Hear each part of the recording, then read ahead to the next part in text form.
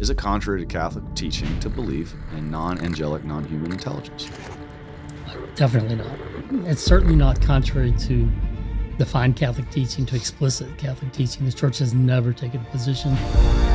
You have some people who just say out and out, it's contrary to the Catholic faith. And when you start asking them why, then they begin to talk about things that are part of the faith that they draw inferences from, that the Church teaches we're the only ones made in the image of God. And so those are the kind of questions I had to address in my book, and I still have to address. Yeah, and saying we're made in the image and likeness of God doesn't mean no one else is made in the image of God. Well, yeah, they would say that the Church says we're the only ones, but it doesn't. It doesn't say that. And in fact, it's been a standard of Christian teaching, though, as far as I know, not formally defined by the Church, that angels are made in the image of God. You have Thomas Aquinas saying that. In fact, he thought that angels are probably, we could say they're even more in the image of God than we are.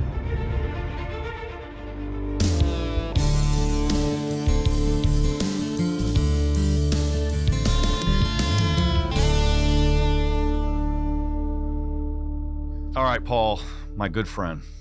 It's so nice to have you here. Thanks for being here. Pleasure, Conor. It's like homecoming. I'd rather be at your house in Georgia again, sitting in your sauna, talking about this.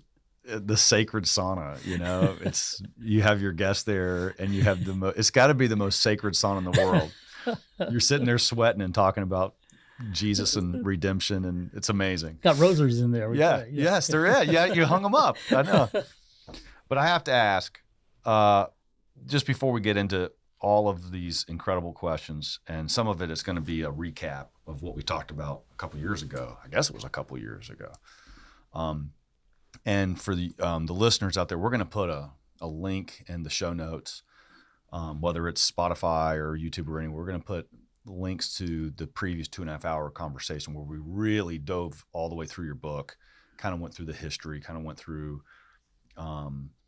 many of the different theological questions. We're going to hit some of that. But I got to start, given the time that we're in right now, January 2025, Trump just getting sworn in just a few days ago from the time we're recording this.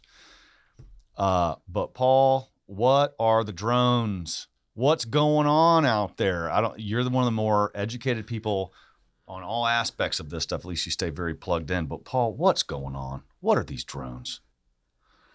Well, I wish I could say for sure, but I can, tell you some data and then my speculations based on that.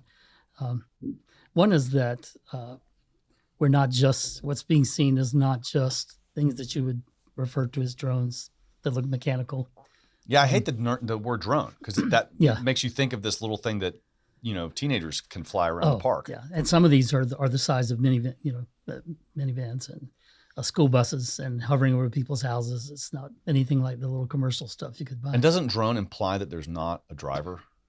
Yeah, that they're a pilot. Yeah, right. Do we even know that? Somewhere else. We don't even know that. We don't. So why are we saying drone? Well, it's the equivalent of years ago when anything that was anomalous was called swamp gas or Venus or something like that. It's a way of kind of deflecting it away from the anomalous toward, well, if we know a little more, we'll be able to figure it all out. But I would say, so you've got that happening, things that look like mechanical drones, but some of them are doing things that, very unusual.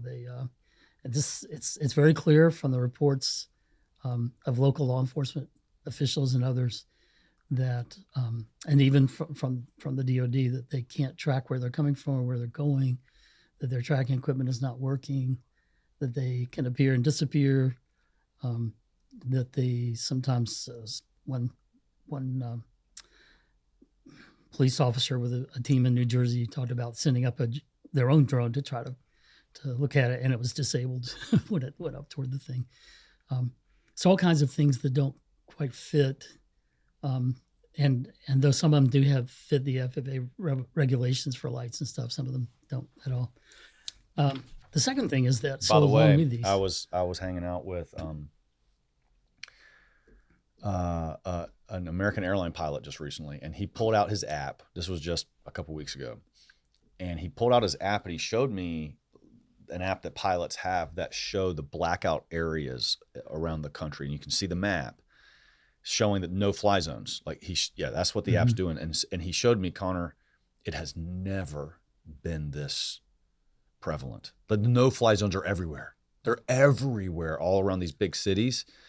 And he says there's always some, but this is 10 times what it has ever been before. And his only speculation is because of drones. So the FAA is making no-fly zones because of these darn things. And they're still showing up. And they're still showing up. So you got those things. So then the second kind of bit of data is that, but you're also having orbs show up, glowing orbs at night, and that's and people, the news and the commentators, we're confusing these two. We're just they lump it all together as drones, but those are showing up, and those don't act like or look like drones at all. Balls of light, sometimes maybe looking a little bit like plasma, just described as plasma, and the way the light shape-shifting. Well, that's the next thing. And then the third bit of data is that so many people, in fact, I think I just saw a piece recently that maybe it was a local mayor or something in New Jersey who testified to this, that as they watch, they see the orb transform into a drone, looking like the other things. And I actually know someone personally out in East Washington State that had that experience, saw a drone out there. I mean, saw the orb, and while I was watching it, it changed into something that looked more like a drone. But even then, it was teardrop shaped and metallic colored with flashing lights. And so all those things together, what the speculations are. So some of it probably is that some people are sending up their own drones to kind of add to the confusion. I think what's happening is that we're getting the orbs, which are genuinely unidentified anomalous phenomena, and then government officials are sending up our drones, trying to track them, try to come after them. They're not doing too well, and then along with that, though, you've got these things that transform from orb to drone-looking things. So I think you've got a mix of things, probably. Did you hear about the report from the guy who blew his car up outside the Trump Tower? Yeah, I mean, that whole situation is hard to interpret. Probably, certainly PTSD, and don't know what his mental condition was. What's that? PTSD. PTSD. PTSD. Yeah, PTSD. Right. Yeah. So, could some of them be our adversaries? If so, that's a scary situation. I think there's been some congressional hearings or statements saying we are 10 years behind China technologically. They're still doing crazy things, number one. Number two, they have been appearing not just the last few months. We had out in the Midwest, Colorado, Nebraska, some other areas had a whole flap out there. We had Langley back earlier before all of this that happened some months ago in Virginia, where they actually sent the jet planes away to get them away from what was going on. And then they're all over the country too. So, and they're in other countries. That's the other thing. There are reports coming in certainly from our bases in England and Germany, but also reports coming from China, Latin America, other places in the Far East. So all that to say, it's hard to say, to try to explain it all as one phenomenon. But I think there's at least one element that's genuinely unidentified anomalous phenomenon, the orbs. And maybe some of the drone-looking things that are shape-shifting that way.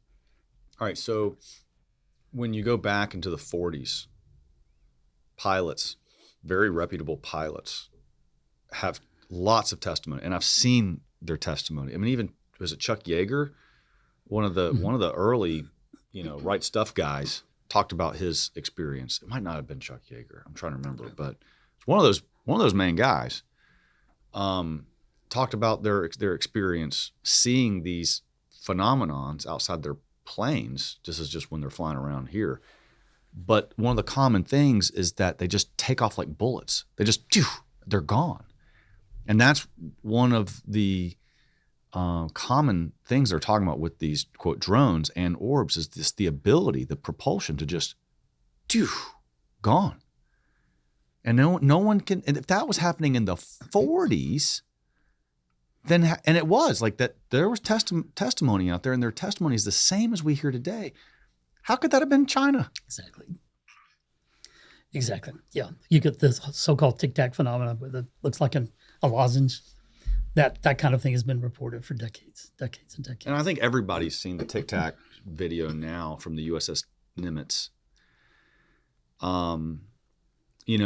And that was heavily discussed in that big congressional hearing where 3 people came forward. I mean, one of them, I guess, or maybe 2 is a whistleblower, but one of them was that Top Gun pilot, I forget his name, who was involved in that incident. He's as decorated as they come. What's his name? You know what I'm talking about. Well, you had Ryan Graves, and then you had Commander Fravor. Yeah. Fravor? Mm-hmm. Yeah. He's the gentleman with the glasses. He was the Top Gun pilot, right? And these guys testified before Congress for like 3 hours. And a lot of stuff came out of that. I remember you and I talked the day or two after this big congressional hearing. But that was the famous Tic Tac incident, the USS Nimitz. What do you think about, these people's credibility, and how do you vet, just as a common sense guy, somebody who's well educated, who's researched this stuff, who's a theologian? I know they're not talking theology, but how do you listen to those congressional hearings or other things and say, I personally find them kind of credible or not? Good question. First, you just look at the credentials that would count. What kind of experience do they have? In the case of someone like David Grush, what kind of security clearances have they had that show that the government itself put all kinds of confidence in them, gave them clearances and positions in the government that they wouldn't give to someone who was crazy or. So you look at that, and you can check out, and other people will check out the backgrounds of these people. They'll go through the records and say, okay, do we actually have a record that they were employed by that group at that time, that kind of thing. And then, in the cases of some where they didn't come forward until some situation really kind of compelled them to, it's clear that they're not somebody just trying to seek attention, publicity. I think some of them I've gotten to know personally, and my personal integrity meter is going the whole time, and I'm convinced that they're credible and that they're telling the truth. How would you have met people like this? I was invited to speak at the first annual symposium of a group called the Soul Foundation. It's a group of academic scholars and also folks connected in every field, science and humanities, and also folks have been connected with Department of Defense, intelligence community, journalists, and others who are trying to do some kind of deep or high-level research into this from all kinds of angles. And when I went there were about 300 people there, which included most of the folks that, if you follow the subject, were there. And I made it a point of meeting them and talking to them. They responded to my talk, which was basically my chance to give a Catholic view of the cosmos and what it might mean from the Catholic perspective, whether our faith could accommodate the discovery of some kind of non-human intelligence that's not angels. So that's how I got to know them. And then I've had conversations with them later, a number of them, and ongoing correspondence. So, in all those ways, I found them credible. It's the kind of thing where when someone says something that's very unusual, your standard's a little higher for credibility. If someone just said, well, I saw a dog cross the street, no big deal. But if someone says, yeah, I saw a UFO, or I saw something, I saw biologics, I saw bodies connected to a UFO, that kind of thing, then of course you're going to be more circumspect. And there are plenty of, the other thing is that this field has plenty of people who are hoaxers and counterfeits and people who are not mentally well. But there is a number of people who are and have been in great positions of trust and influence, who are extremely brilliant, who have all the kinds of credentials you'd look for in anyone you're trying to get a story from. The other thing is that the ones, especially the one before Congress, who actually took an oath, knowing that they did that, knowing that if they did not tell the truth, that they could be prosecuted for that.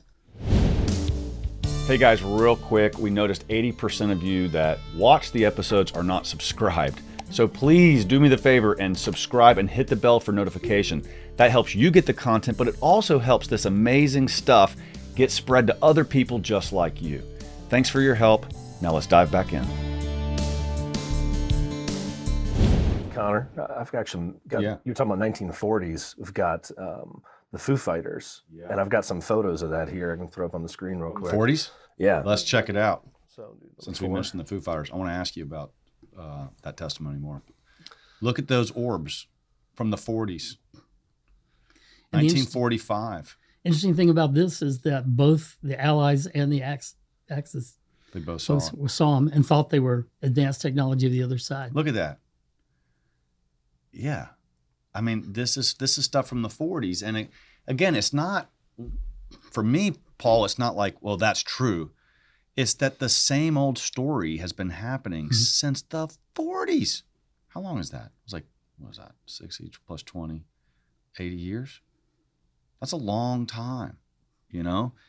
And what did those pilots that have gone on, and on the record, on video, as old men, I saw them talk, you know, as old men, you know, that pattern that you were just showing, Kevin, just where you got like the 3 dots out there, people's cell phones are still capturing. Look, there's that little pattern.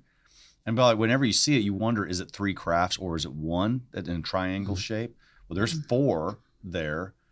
So I'm never quite sure, you know, today they'd call that a drone. That's what they would call it today. It doesn't make sense to me, you know? And so, but it seems like there is very often like a pattern, you know, many of these cell phone pictures and everyone else's pictures shows almost like a triangle shape. And is it that they're flying in formation, or is it a big craft with lights at the edges of it? What do you think about that? I think it's probably both. I mean, because some of them you'll see them like a triangle, but then they'll move around, and they're obviously not fixed points with regard to each other. And then others seem to move together as groups. So, but yeah, I mean, even, you know, the documents we've gotten from the government that they have released talk about that they have actually identified the most common shapes, and they redacted a lot of that before they released it. Really? But even the government researchers themselves have admitted that there are certain shapes that show up again and again. There are patterns here. You know, we could talk about sightings all day, but one of them was, I think, in New Mexico or something, and it came right over a mountain and just hovered there.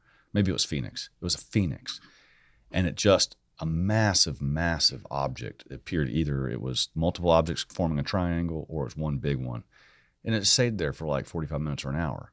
Thousands of people standing outside looking up at this thing. Kevin, you know which one I'm talking about? The Phoenix Lights. The Phoenix Lights, yeah. Yeah, Phoenix Lights. I'm going to get that up. So, I mean, that's another amazing thing. My point is that it's very similar to what these guys are seeing, the Foo Fighters. By the way, Foo Fighters is one of my favorite bands, and I always wonder where they get that. But look, yeah, here it is. That's that mountain I was talking about. You know, just many different. Here we go. Yeah, that shape thing. It's like almost like a boomerang shape. Like a flying V. Yeah, flying V, a flying V. Yeah, thanks. And so the amount of people that saw that, it's like tens of thousands. It's not hundreds. Saw it come over their heads too. It's not just in the distance. They saw it, you know, moving and it's well, the governor at the time, won't call his name, but held a press conference to talk about it, and unfortunately made fun of it. He had somebody come out in a little green man. I remember. But the interesting thing is that years later, in another interview, he admitted he said, I was wrong to do that, and in fact, I saw it myself. He admitted later that he saw it himself. Yeah. And knew that it was something anomalous. And you can't say that was meteor because it stayed there for an hour, you know, or however long it was. So that's a big one. That's kind of a big one. Well, especially in terms of how many people saw it, and that it's in recent times. It's not just some legend or something. And that many people saw it at once. But you have others, you know, South Africa, Australia. I got a lot of them. That we'll get to. So I'm going to ask about specifics. But you mentioned a very specific word I wanted to ask about, the biologics term, right? So in that congressional hearing, this guy dropped a word that I don't think anybody was expecting. What was that guy's name? The one in the middle, you know, the guy who said biologics. Well, I was thinking that was David Grush. Okay, David Grush, the guy sitting in the middle. Non-human biologics. Non-human biologics. I never heard the word biologic. What do you think it means?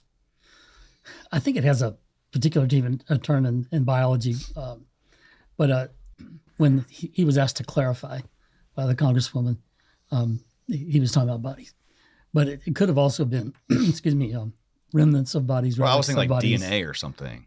Could be that. Why would you say biologics versus bodies? Because I think it was more is bodies plus other things. Maybe, if it was a crashed vehicle, maybe parts of something that were definitely biological.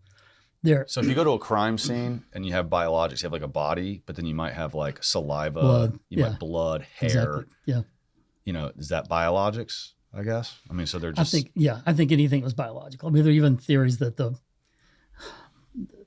things that people keep saying called the grays that look humanoid, but obviously not human because of typically the lack of emotion, that kind of thing, that they may be biologically engineered creatures who have been engineered by a living thing, but biological materials are used to make them. So maybe he could have included something like that. I don't know. Why would you trust a whistleblower? Well, for one thing, when the whistleblower is someone who's putting his career on the line, for someone who has had retaliation by the government against him for doing it, threats, and not just Crush, but others, and is obviously not attention seeking. Like when Grush, he did a series of interviews and then he's been out of the limelight. Dave has. You'd have to, not to be telling the truth. What would be the point of that? Losing your career over using your, in some cases, security clearance, having people think you're crazy, having the press try to dig up dirt on you to try to discredit you at the suggestion of government officials, who are behind it. Yeah, I can't. And I know David personally, and I know Ryan Graves, and they're solid. They're just solid people. They just want the truth to be known. Are they breaking the law by talking about these things? Well, that's the thing. Whistleblowers that term's usually used for people who are breaking some kind of agreement or law that could be legally liable to some kind of action, but who get protection, legal protection for that. And these guys, we're calling them whistleblowers, but most of the ones out there, like Rush and others, what they have said, what they've written, the case of Lou Elizondo's book, has gone through. Say that name again, Elizondo. Lou Elizondo. Mm-hmm. Elizondo. Mm-hmm. Lou Elizondo. Yeah. Most people would recognize his face. Here he is, Conor. Yeah, Sorry. he's all over. 10-second video about how can you trust the government? See. So this is Nancy Mace, Paul, who you were saying, Nancy Mace. And let me turn the. And that's Michael Schellenberger there. Mm-hmm. Has the government conducted secret UAP crash retrieval programs, yes or no? Yes. Okay, were they designed to identify and reverse engineer alien craft, yes or no? Yes. In your book, you mentioned government employees who've been injured by UAPs placed on leave and receiving government compensation for their injuries. Is that correct? That is correct. How can the government deny we have recovered craft if they're paying people because they've been injured by recovered craft? Ma'am, that's a great question. That's why I think we're here again. I really believe. Wow. You know him? Yeah. What do you think? Good man. Solid. Yeah. Some of the things in his book, there might, and by his own admission, or just his own opinion, that kind of thing. So speculation, you mean? Yeah. Yeah. Or maybe things that he's heard. But so with any of them, it's not a matter of whether we would all agree on everything related to this topic. But I believe he's a man of integrity and a man of his word. And he especially knowingly put his everything on the line in order. What was the government agency he was responsible for? Do you remember the name of that? It had several names. Yeah. ATIP and I can't remember all of them. They kept changing the name, but it was at one time the secret government agency, while the government was denying that they had any interest in it. All the while they had a very well-funded program looking at things and had for decades.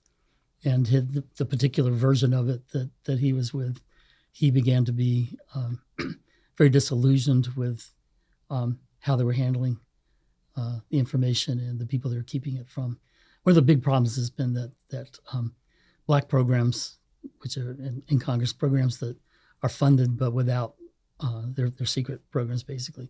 There's still certain members of Congress that are supposed to be informed about this, so that Congress can have some kind of accountability, hold them accountable. Yeah. And part of the concern of several of the folks who have come out is that that's not the case, and that things are being done, money's being spent, especially in the Department of Defense. And the Defense Department has never ever made one of its audits, come out clean on it. Yeah. There are billions of dollars that are unaccounted for. Yeah. Going back to, you said you went to this conference and you spoke. You were sort of the Catholic scholarship representative of that, and I think that's partly due to the book that you did for us, Mm-hmm. Extraterrestrial Intelligence and the Catholic Faith. That serves as a good segue to kind of get back to why you wrote this book. What kind of qualifies you to? I mean, I know you're qualified to talk about this subject, but start talking to us a little bit about your theological studies, your background, your scholarship. What number book are you on? 50 something? 60. I've published 60. A number of them with 10. 60. Yeah. So, what prompted you to do this after you did all these other theological works? Well, it is a theological work. For people hear it's about ETI, extraterrestrial intelligence, and think, well, that's science or that's science fiction or whatever. Why? And but it's extraterrestrial intelligence and the Catholic faith. Are we alone in the universe with God and the angels? It's a subject I've had since childhood. Had a couple of experiences that kind of gave me an interest in it. Can you tell us what those are? Or? Well, one of them was a sighting one night I grew up in Savannah. I was at Tybee Island, out on the beach at night, and two large, I wouldn't say spherical, circular things appeared that did look like what we would now call plasma, red, white, and green light all through. It really scared the fool out of me and my buddies. Did you call them orbs? Not really? Well, they didn't. Sometimes an orb actually you have a sense that it has a 3D, that it's spherical. This was round, but I wouldn't have described it as spherical. It just looked more like plasma. I don't know how else to describe it. Like a blob in the sky? Like a blob? Yeah. But it was self-lit. It was not illuminated. It was illuminating.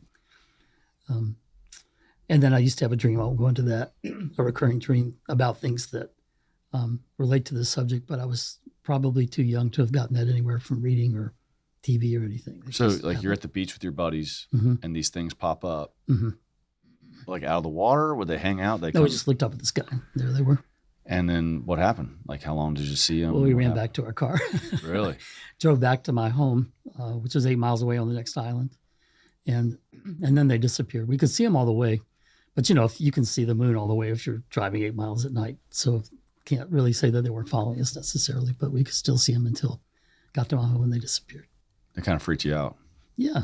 I didn't sleep too much that night. Yeah.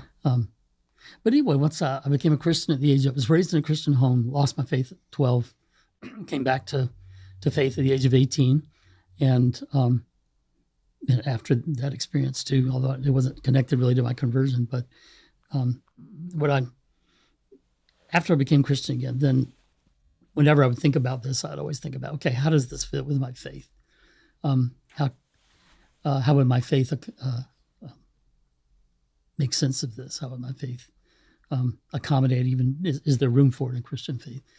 That subject was just on my mind for a long time. I would do research and keep my notes, and I bought a bunch of books that would help me to know the history of it, because historical theology is what turned out to be my field. And that's theology where you're in order to do theology, to talk about theological issues and analysis and conclusions, you look at the history of the theological conversation in the church to say, okay, what did Augustine say about this? What did the other church fathers say? What did Thomas Aquinas, other people say? And that's exactly what this book is. I mean, it goes through the entire history, and that's why I told you earlier, it's like a PhD without the dryness. I mean, it is incredibly well researched and documented. This is not a book of opinions at all. This is heavy-duty historical theology research. Yeah. So the first, say, 2/3 of that is that, and then the second part I go into. All right. In light of all this, now we're not coming in on the. We're not coming in on the end of the conversation, but we've seen most of the conversation for 2,000 years and even longer. What can we say about this? So it was always an interest of mine. And you probably don't remember this, but what happened was some years ago when I was editorial retreat here with you, well, not here, but at Myrtle Beach. And you and I were walking out on the beach. It was after dark. And there was some kind of, you remember that? And some kind of light was in the sky. It's probably a fallen star or something. And when I saw it, I said, Conor, you're going to think I deserve a tinfoil hat, but I've always wanted to write about extraterrestrial intelligence and the Catholic faith and the Christian faith. And you said, write it, I'll publish it. Yeah. And so that I finally realized here's somebody that would publish it. It's a reputable company that I need to do it. Now, it still took a few years for me to be able to find the time. I had to be toward the end of my career and into my retirement. Well, the reason I wanted it done is, TAN is a reputable brand, but there can be a tendency, particularly in traditional circles, to reject even the possibility of non-human intelligence, extraterrestrial intelligence. By the way, there's a lot of initials that we use these days. UAP, UFO, NHI, non-human intelligence, ETI. I just can't stand it. But it never sat well with me to say that a Catholic in good standing with the church could not believe, if they wanted to, in some kind of non-human intelligence out there that's not an angel, that's not a human. I mean, I don't see why, as a believing Catholic, I can't believe that in the galaxy next door, there's some kind of intelligent race doing stuff. I just never have seen any of the theological things that we believe as serious Catholics, as Orthodox Catholics, that it prohibited that. But I wanted a real theologian to really, really grapple with this subject.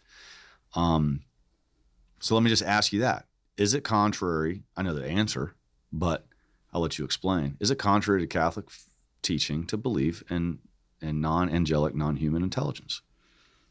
Definitely not. It's certainly not contrary to defined Catholic teaching, to explicit Catholic teaching. The church has never taken a position on that. And there's a chance that they could someday, so I'll submit to it. I'm a faithful Catholic. But what you have some people who just say out and out, it's contrary to the Catholic faith. And when you start asking them why, then they begin to talk about things that are part of the faith that they draw inferences from. So if that's true, then it can't be ET. Excuse me. If that's true, then ETI, extraterrestrial intelligence, can't be. And that's the place where Mary's the mediatrix of all graces, and there can't be anybody else that would need grace or something like that. Or Jesus has two natures, so you can't have redemption for anybody else. There's all these kinds of things. Or that the church teaches we're the only ones made in the image of God. And so those are the kind of questions I had to address in my book, and I still have to address. Yeah, and saying we're made in the image and likeness of God doesn't mean no one else is made in the image of God. They would say that the church says we're the only ones, but it doesn't. It doesn't say that. And in fact, it's been a standard of Christian teaching, though, as far as I know, not formally defined by the church, that angels are made in the image of God. So you have church fathers saying that. You have Thomas Aquinas saying that. In fact, he thought that angels are probably, we could say they're even more in the image of God than we are. You have John Paul II giving a series of catechetical lectures on the angels and making that point very emphatically. So at the very least, even if the church hadn't defined it, if you say that's a heretical notion, then you've got a bunch of people to throw in that heresy pile. So, and there is a sequence I kind of want to go through, but let's just ask this. The number one objection is that it's all demons, Paul. It's all demons. Come on, Paul. It's all demons. What do you say? Well, my usual response is, tell me how you know that. And that's when you get to understanding, first of all, what the reasons are and why the reasons are faulty. Often it's because either, number one, they're already convinced that for these things to exist, they'd be in the image of God, and therefore, and the church doesn't teach that, and so it has to be something else. It's got to be demons. Another approach is that they think that there's lots of anecdotes of especially claims to alien encounters that sure seem to fit a demonic profile. And I agree with them on that. There are. But then they jump from that and say, since we've got these things that are demonic or seem to be demonic, it's all demonic. And that's just faulty logic. You can't go from anecdotal evidence to make a general sweeping statement. So when somebody is talking about an alleged alien abduction or something to that effect, and they say, in the name of Jesus, be gone, and it stops, you say, I'd say, yeah, that sounds to me like it was a diabolical one. yeah. And some of the other things, some of the things that are where the people suffer terribly, the cases where the beings are saying to them, I like to call them creatures because that reminds us that they're made by God. Or the creatures are saying, all the religions on earth are wrong. We've got a new revelation for you about the truth. That Jesus was an extraterrestrial, that kind of thing. That takes us back to other cases in history of new religious movements where the founder believed that an angel communicated to him that kind of message. What's interesting is I know that we have both had communication with very respected people in the Catholic marketplace that have taken some issue with this. And literally they will say, come on, we know they're all demons. Come on. Like they'll literally say that and then not engage in the conversation at all. They will not engage in the conversation. They roll their eyes and say, it's all demons. Come on. Don't be silly. Well, the silliness is that you won't talk about it. Exactly. Yeah, there's one, I'll just use the term influencer priest. I hate the word influencer, but who had made a statement like that in social media that we know it's all demons. If somebody tells you differently, even a Christian, don't pay attention to anything they've said. And I knew the person by correspondence and just, texted or emailed and said, can we talk about this? And the response was adamant. I'm 100% sure of this. It's wrong. Even if a saint said it, they're wrong. And I don't want to talk about it. But no argument of any kind. My response was, well, for the sake of your audience at least, seems to me you need to give what your evidence is for this, why you're saying this, because if not, it will appear to be a rash judgment. No response. Silence. To that. But I still hold to that kind of judgment, if they're not going to give their reasons, it's going to sure look like a rash judgment. And if you're not going to give your reasons, then you have them, and you're an influencer, you have a moral duty to be quiet. Like if you're not going to engage in the conversation and be able to talk about this book or talk to you or something, and you're just popping out there on damn social media saying it's all demons, you have a responsibility when you're an influencer to give your rationale. I think that's just irresponsible, in my opinion. But all right, that's the demon stuff, which we're not going to dwell too much on that. Give us some of the evidence, like the evidence is not the right word, but the support from saints, church fathers, doctors of the church, and there's some zingers. So there's some really good ones. So I'll just let you take that. Sure.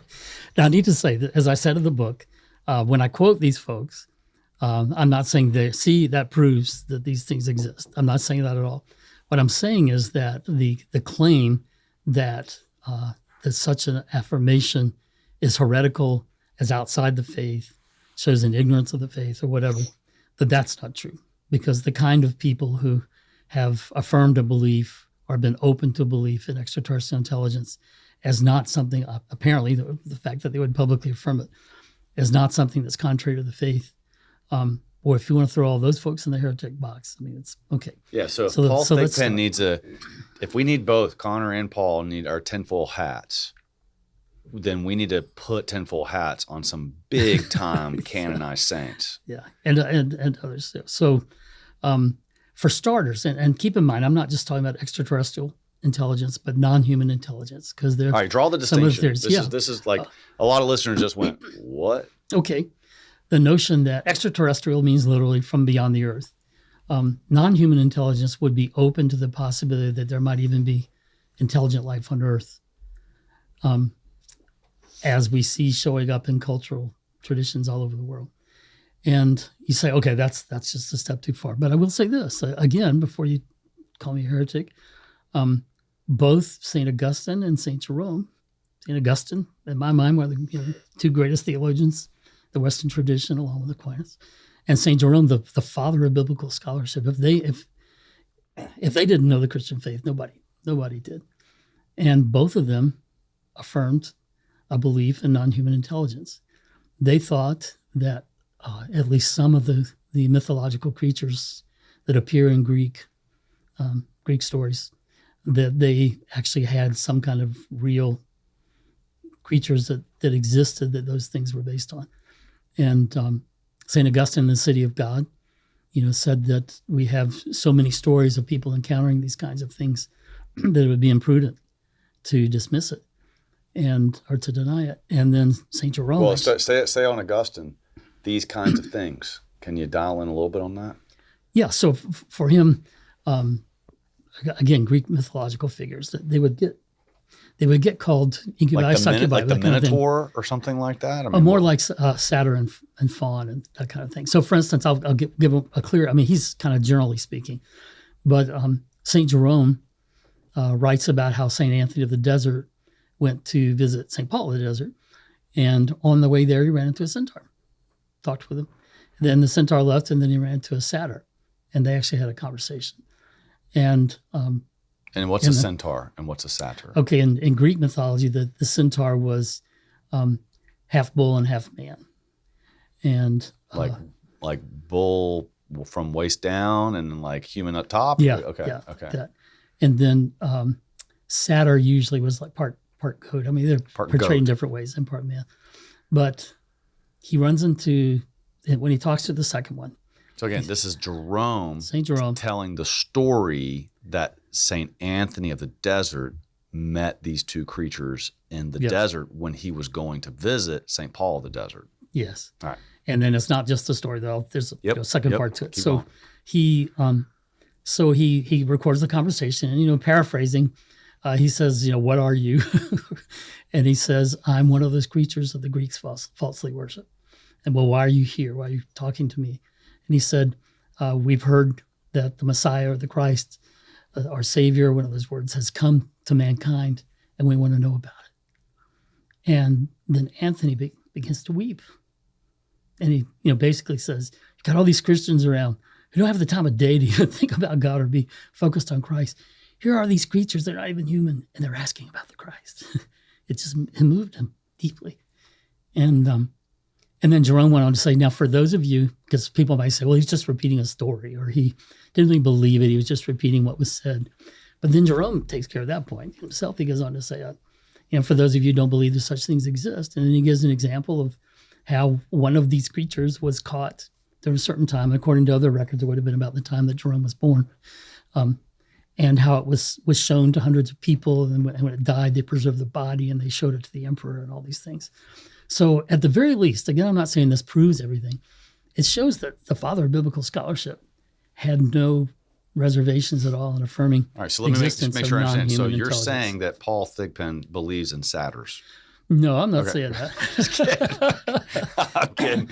No, you're saying that Jerome did. That's the point. And did not see any conflict between that and the Catholic faith that he knew so well. And Augustine did not see. He didn't abandon his Christian faith when he believed that Anthony ran into this guy in the desert? Nor did Augustine. Right. And if anybody knew the faith, those two did. But it's not just them. We keep going further.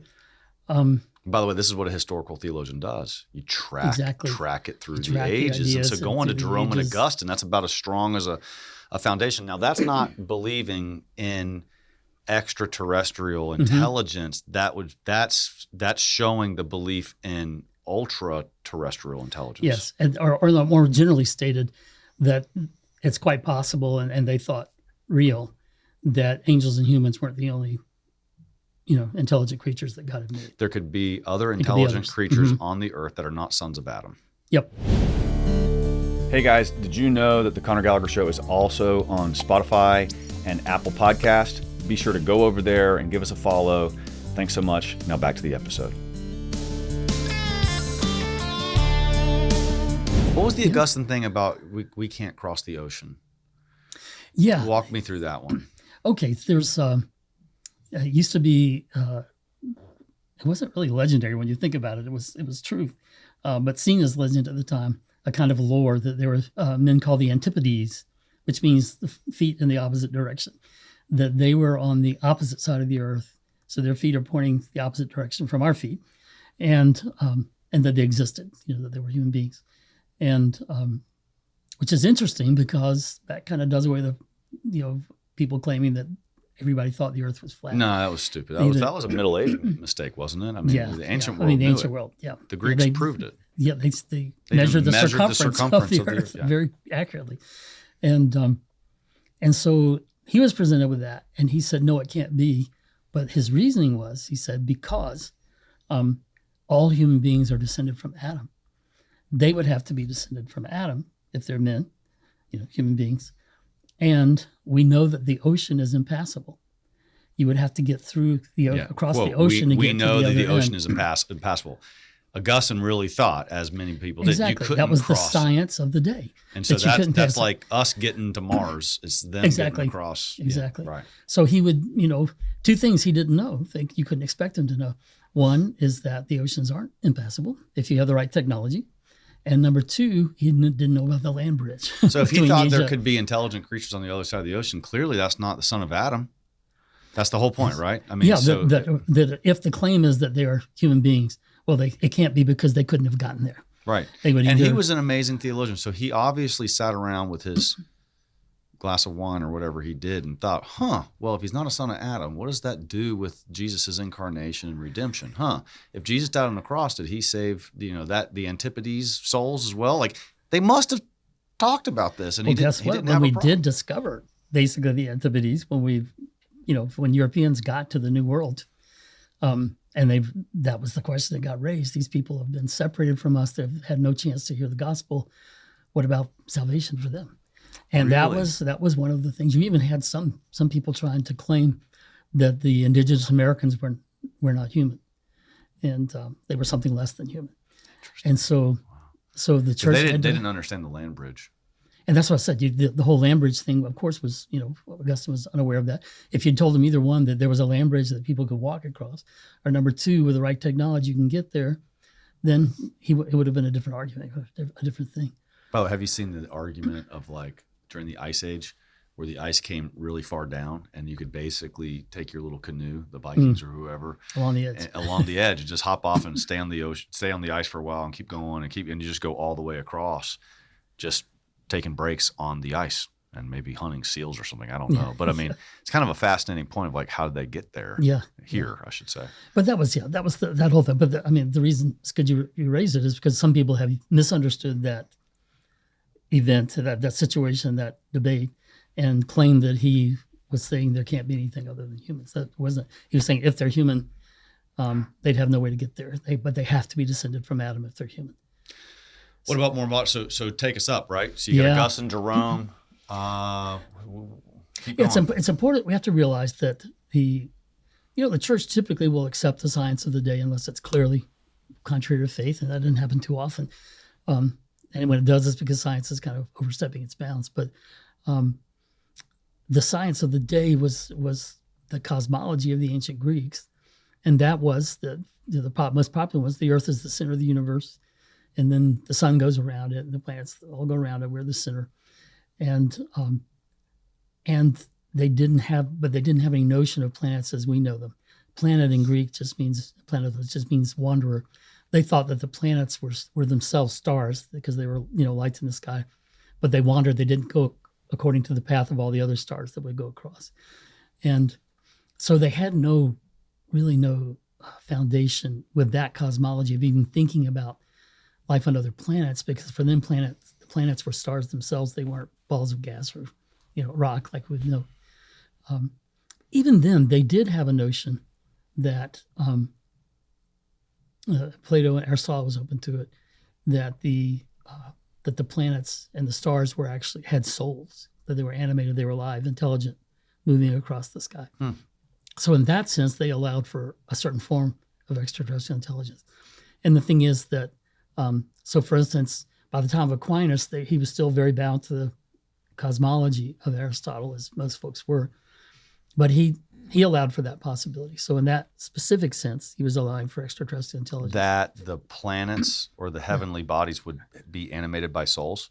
Yeah, that we actually, that's what they are. They're so they're looking up there, they're seeing Venus and moving. So how does it move? It must be. So they must think it's moving on its own. So it has some kind of life principle, a force, a soul. Yeah, that's making it move. And a kind of now, would it have been like a dog has a soul in this, but not a spirit, meaning I the don't lights of think God? so. I'd have to clarify that, but they certainly that they were living.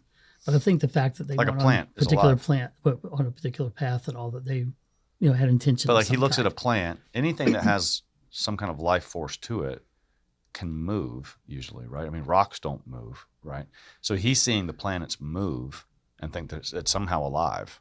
And that they seem to, have paths that seem to be intentional and that kind of thing. But all that to say, so there wasn't room in that cosmology to think about extraterrestrial life in the typical way we do, but there was in that way. And then when you finally get to the place where, Nicholas of Cusa, living in the 1400s, he was a cardinal. He was a papal advisor, papal legate, representative at the ecumenical council of his day. So at the highest levels of the church, highly trusted and respected, he taught very openly. He was breaking from Aristotle's cosmology that there's life out there. He's got a very bodies. strong quote, doesn't he, about I'd have to look at in my book to quote it word for word, but that he says, well, why wouldn't there just be life out there all over? Now, was he ever a candidate for canonization? Was he a holy guy, or was he a reckless? I don't think theologian? no, that's the thing. I mean, people would look and say, well, he must have been a maverick. But again, if you're a papal advisor, papal legate, member, appointed to go to the council, ecumenical council of your day, you're respected at the highest levels of the Vatican. That's at least at that level, people obviously didn't see him as a maverick. What about the Bishop of Paris? I mean, Well, that's true. I forgot. University of about Paris was like the biggest thing ever. That's where Aquinas was. That's where Bonaventure was. Yeah. And a few years after Aquinas died, under the influence of Aristotle, who had taught this cosmology and that there could only be one universe, they began to teach that God could not have made other universes. And so Bishop of Paris, Etienne, comes in. He has a list of propositions that he condemns as heretical. And one of them is that God couldn't create other worlds, presumably inhabited. But that God could do that. So what you're doing is you're restricting. You're saying that God's power has a limit. His creativity has a limit. You can't do that. Mm-hmm. So you have him not necessarily affirming that it is, but just saying it's wrong to say that it can't be, that God couldn't. And Aquinas never talked about extraterrestrials or anything, but he did have an interesting thing about the natures of Christ. And that's because if you go very far in the theological discussions about, ETs, you do bump into the nature of Christ issue. So give us a little bit on that. Well, again, he didn't have any kind of science for thinking about inhabited planets. But he did have a lot of interesting questions that he would address. And one of them was, would it have been impossible for God, the Son of God, to unite himself to a second created nature? So for there to be more than one incarnation. I wonder why he would have done that. The questions came up among the scholastics, things like that all the time. Yeah, so okay. some of them, I think, were questions that he just thought, oh, here's a cool question, and so on. But often he's responding to the kind of things that people are asking. And so what he says is that, there's nothing inherently impossible about that. God, That the second person of the Trinity could have been incarnated multiple times. yes. Now, he has in mind human incarnations, in which case he says, but we know from our faith that he didn't, but it's not that impossible for him to have done it. He could have. And that it doesn't change what we know to be true about the Trinity and about the incarnation that we do know about, to see a possibility where he could take on another created nature. So that eventually figures into questions about, well, could the Son of God, maybe another member of the Trinity, have had an incarnation somewhere else? All right, that's the medievals. What if you keep going in time? So you've got, Cusa really kind of broke it up, the discussion. You have all kinds of folks that aren't necessarily saints, but theologians of the highest caliber, folks with the founding of Catholic University of America, eventually with highly respected in German circles. But a couple of them that I think just in later times that are important to see. One is Blessed Anne Catherine Emmerich. Tan has published some of her books. Her book's right there next to yours, actually. Yeah, there you go. And in her visions, she saw life on other planets of different forms. And now, of course, folks will say, well, her writings where there's a claim that her editor may have changed or added or that kind of thing. And that's true. So So you can't prove that that part in there was something that she wrote. But first of all, it's if there was editing done, it probably was done along the lines of, oh, we better tone this down because people could misinterpret it. That's a pretty wild claim to make, and for the editor to have added. Yeah. But even beyond that, for 50 years after that, is read and praised by highest caliber theologians all over the world. Her works were, and not one of them said, but this thing about life on other planets is contrary to the faith. Yeah. Nobody seemed to object to it or see heresy in that. Yeah. The excuse me. Even more interesting to me is Padre Pio. Okay, so he died. I was still alive when I was alive by the time he died. It's in the 60s, so it's not legend or something. We have in a couple of books actually. One written by one of his spiritual sons. If you know the life of Padre Pio, he had certain men that he mentored spiritually that he called his spiritual sons. One of them, a spiritual daughter, same kind of thing, but women, who wrote a conversation in which someone asked him, Father, what about life on other planets? What about aliens? I'm paraphrasing. I've got it in my book, the exact quote. And he wasn't just saying it's possible. He said, a typical Pio approach. Are you crazy? What do you mean? You think we're the only ones that give God glory? No, there are others out there that give God glory out there. In fact, they even do a better job than we do because they haven't fallen. That's pretty wild.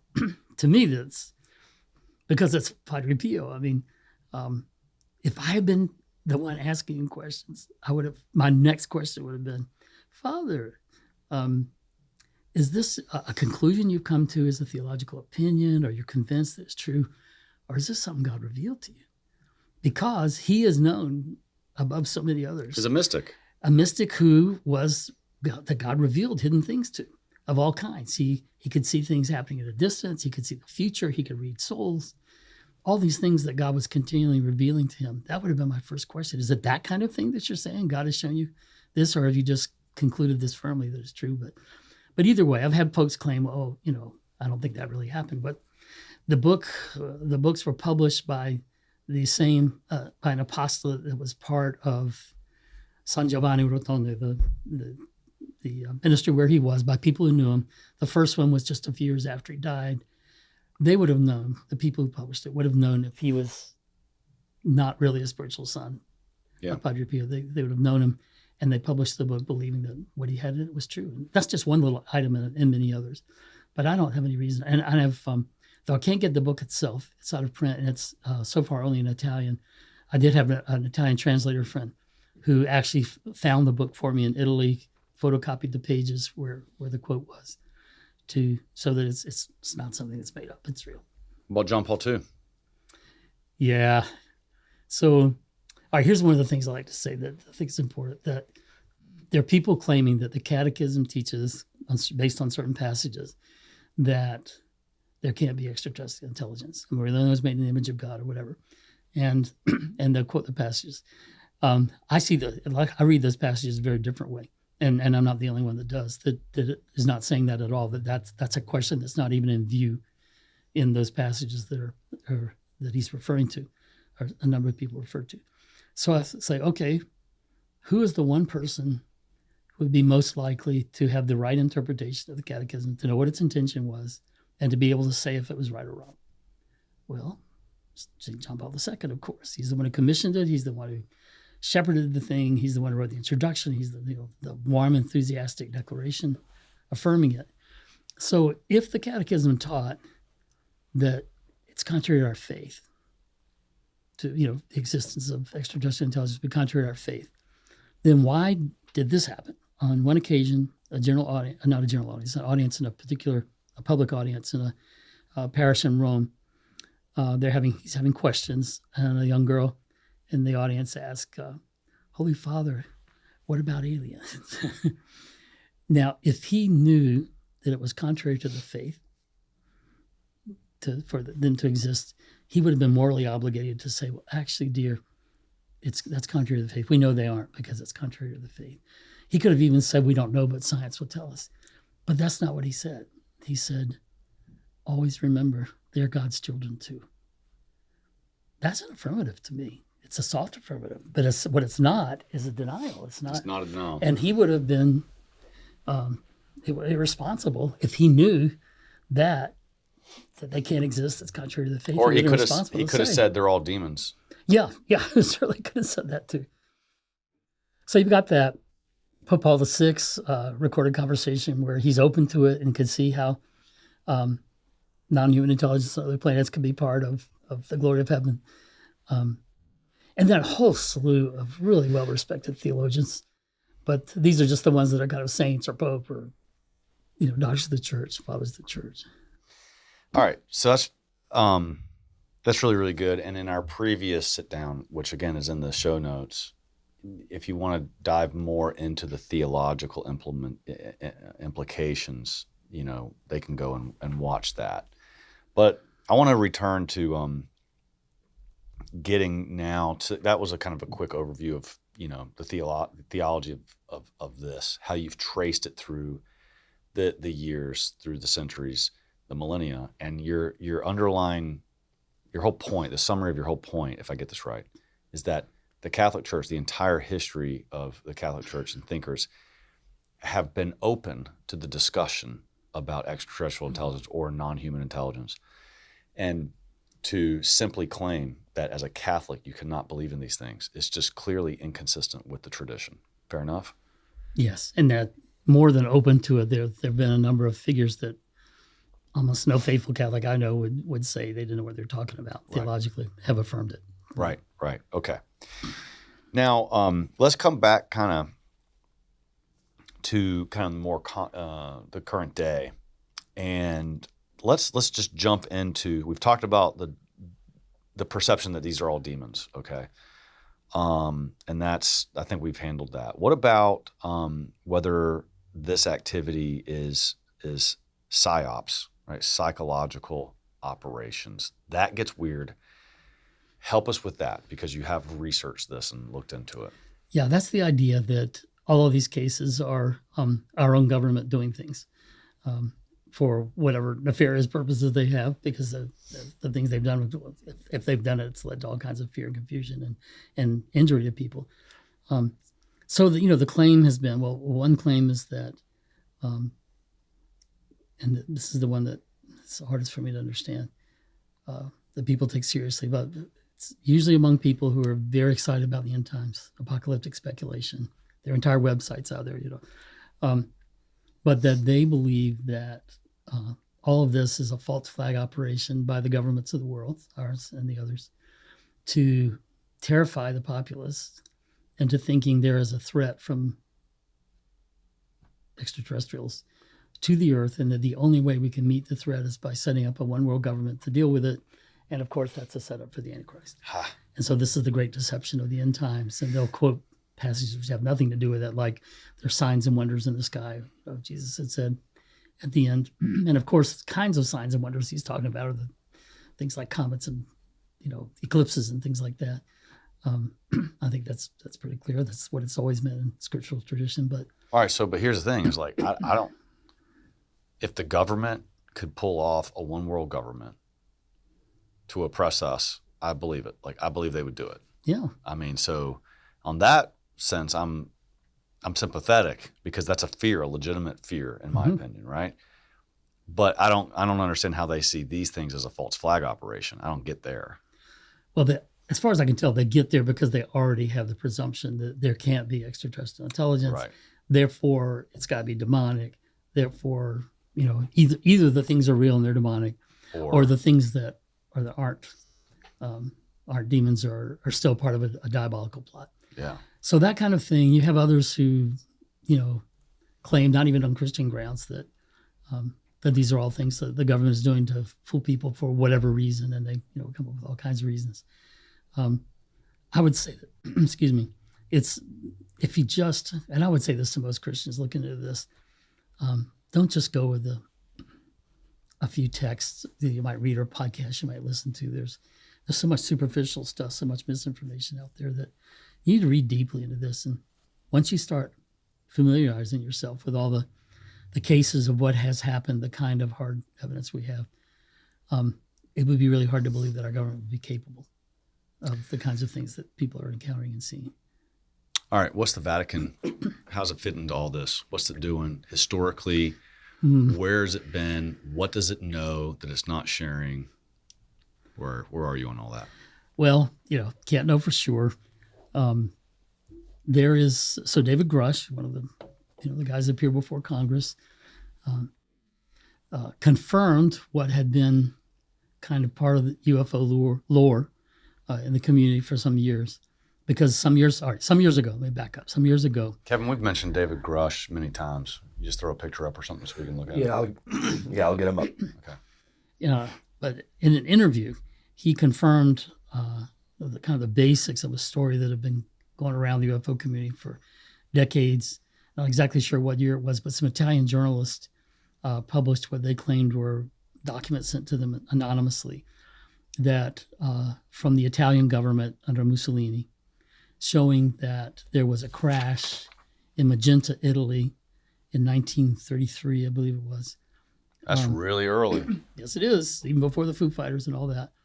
That he recovered it, that he hid it in a particular mountain where we do know for sure they That's had a Grush. great. Yeah, he's that's the guy Grush. in the middle on that. Yeah, that's right. In that panel. And by the way, just pause here, Kevin. So you know who these guys are, or explain the other two guys right behind them. These are famous UFO guys for sure. Yeah, so that's George Knapp, journalist, and Jeremy Corbell, journalist. And I haven't met them. They are two I haven't met directly. But they've done a lot of documentaries and things. So And they were the reason they got the special seating there, along with some other folks, like Ross Coulthard, is that they were some of the first to interview David and to help bring the story forward. Yeah, Kevin, people just see these images a lot more. I think so many people have seen David Grush's face, but they don't have a name to it. Sure. Right. So I just want to show that. Yeah. Sorry. So keep going. So we're in 1933, Italy. Magenta. It's near Milan. It's near Milan. Italy. Okay. And that there was a crash that Mussolini obviously had it right away, kind of taken and put into. We do know for sure that in a mountain near there, he had this vast underground kind of facility. That Mussolini had that done. That he called in the Nazi scientists to help study it. They're allied with them at that time. The Nazis were deeply interested in this stuff, for sure. And you found it. Okay. Yeah, Conor, this is a document that was released in 2019 from the Italian government archives. You can see the translation underneath. 2019. Wow. So according to to these journalists, these documents they said are real, and as you see, by personal order of the Duce, that's Mussolini, absolute silence is ordered on presumed landing on national soil of unknown aircraft, and then more about it. So where it gets really interesting with the Vatican is that that's not the whole story, because if it were, then people would just go to the mountain and see if they could find the thing. But that in 1944... So that document was basically an order saying you can't go in there? Yeah, and there were other documents to go with it that they claim are on the official stationery of the Italian government. A craft of unknown origin or whatever it said. It was there. They're admitting it's there, and so you can't talk about it. And at least one of the documents that was presented was investigated by a forensic expert who did say the paper and ink dated back to the 1930s. So at least one of them was. A lot of folks just kind of discounted, but anyway, the rest of the story, and this is where it gets interesting for the church, is the claim that in 1944, when the Italian government, Mussolini had been executed by his own people, and the Italian government was falling apart, that Pope Pius XII intervened in the situation, reached out through, mediators of some kind to the U.S. government, told them that it was there, and wanted to make them communicate with the U.S. government. Mm-hmm. Want to make them aware of it so that they could come get it. Now, so all right. So they're saying Mussolini's dead. The Pope's Right. looking at it and saying, "Crap, Mussolini's dead, and there's a really important thing over there, and somebody's got to. We need an adult to take care of this thing." So he contacts the United States and says, "You better come get this." So is that the point? That's the point. I mean, my speculation when you hear that, people say, "Why would he do that?" Well, think about it. Okay. Who else does he want to have it? Well, exactly. I mean, okay, the Germans would have loved to have had it, and at that point, they could have still captured it and brought it. They've tried to conquer the world sent twice. it to South America. I mean, they were working on flying saucers, actually creating their own at that point. Could have spirited it off to South America with many of the guys that went there. The Russians, you sure didn't want them to get it, and they were advancing, further and deeper into Europe. And then I even thought about the fact the mafia could have gotten it and sold it to the highest bidder, which could have been, who knows. Dang. So if I were the Pope, I'm just, thinking about it, speculating. If I were the Pope, I would have said, okay, like you said, what's the one, who in the world could take this, could keep it out of the wrong hands, maybe make some good of it, and has the resources to do that. You can't, it could be Switzerland, but they don't have the resources to do it. So the rest of the story is that we did. Military craft sent some kind, large military. And this is 2 years before Roswell. This is 1945. Exactly. So it's Roswell is before 47. Yeah. Yeah. And the crash itself was in 33. So brought it back to Wright-Patterson Air Force Base, which is Where's that? in Ohio. It's where we know for sure. They're open about the fact that they study their captured kind of foreign stuff, which is supposed to mean human adversaries, to study and try to reverse engineer things. So they're open about that part. But that would have been the place for it to go. And the claim is that that's also where the craft at Roswell. We can talk about that another time. But all that to say, so that's the story. And in his first public interview, Grush affirmed the basics of that.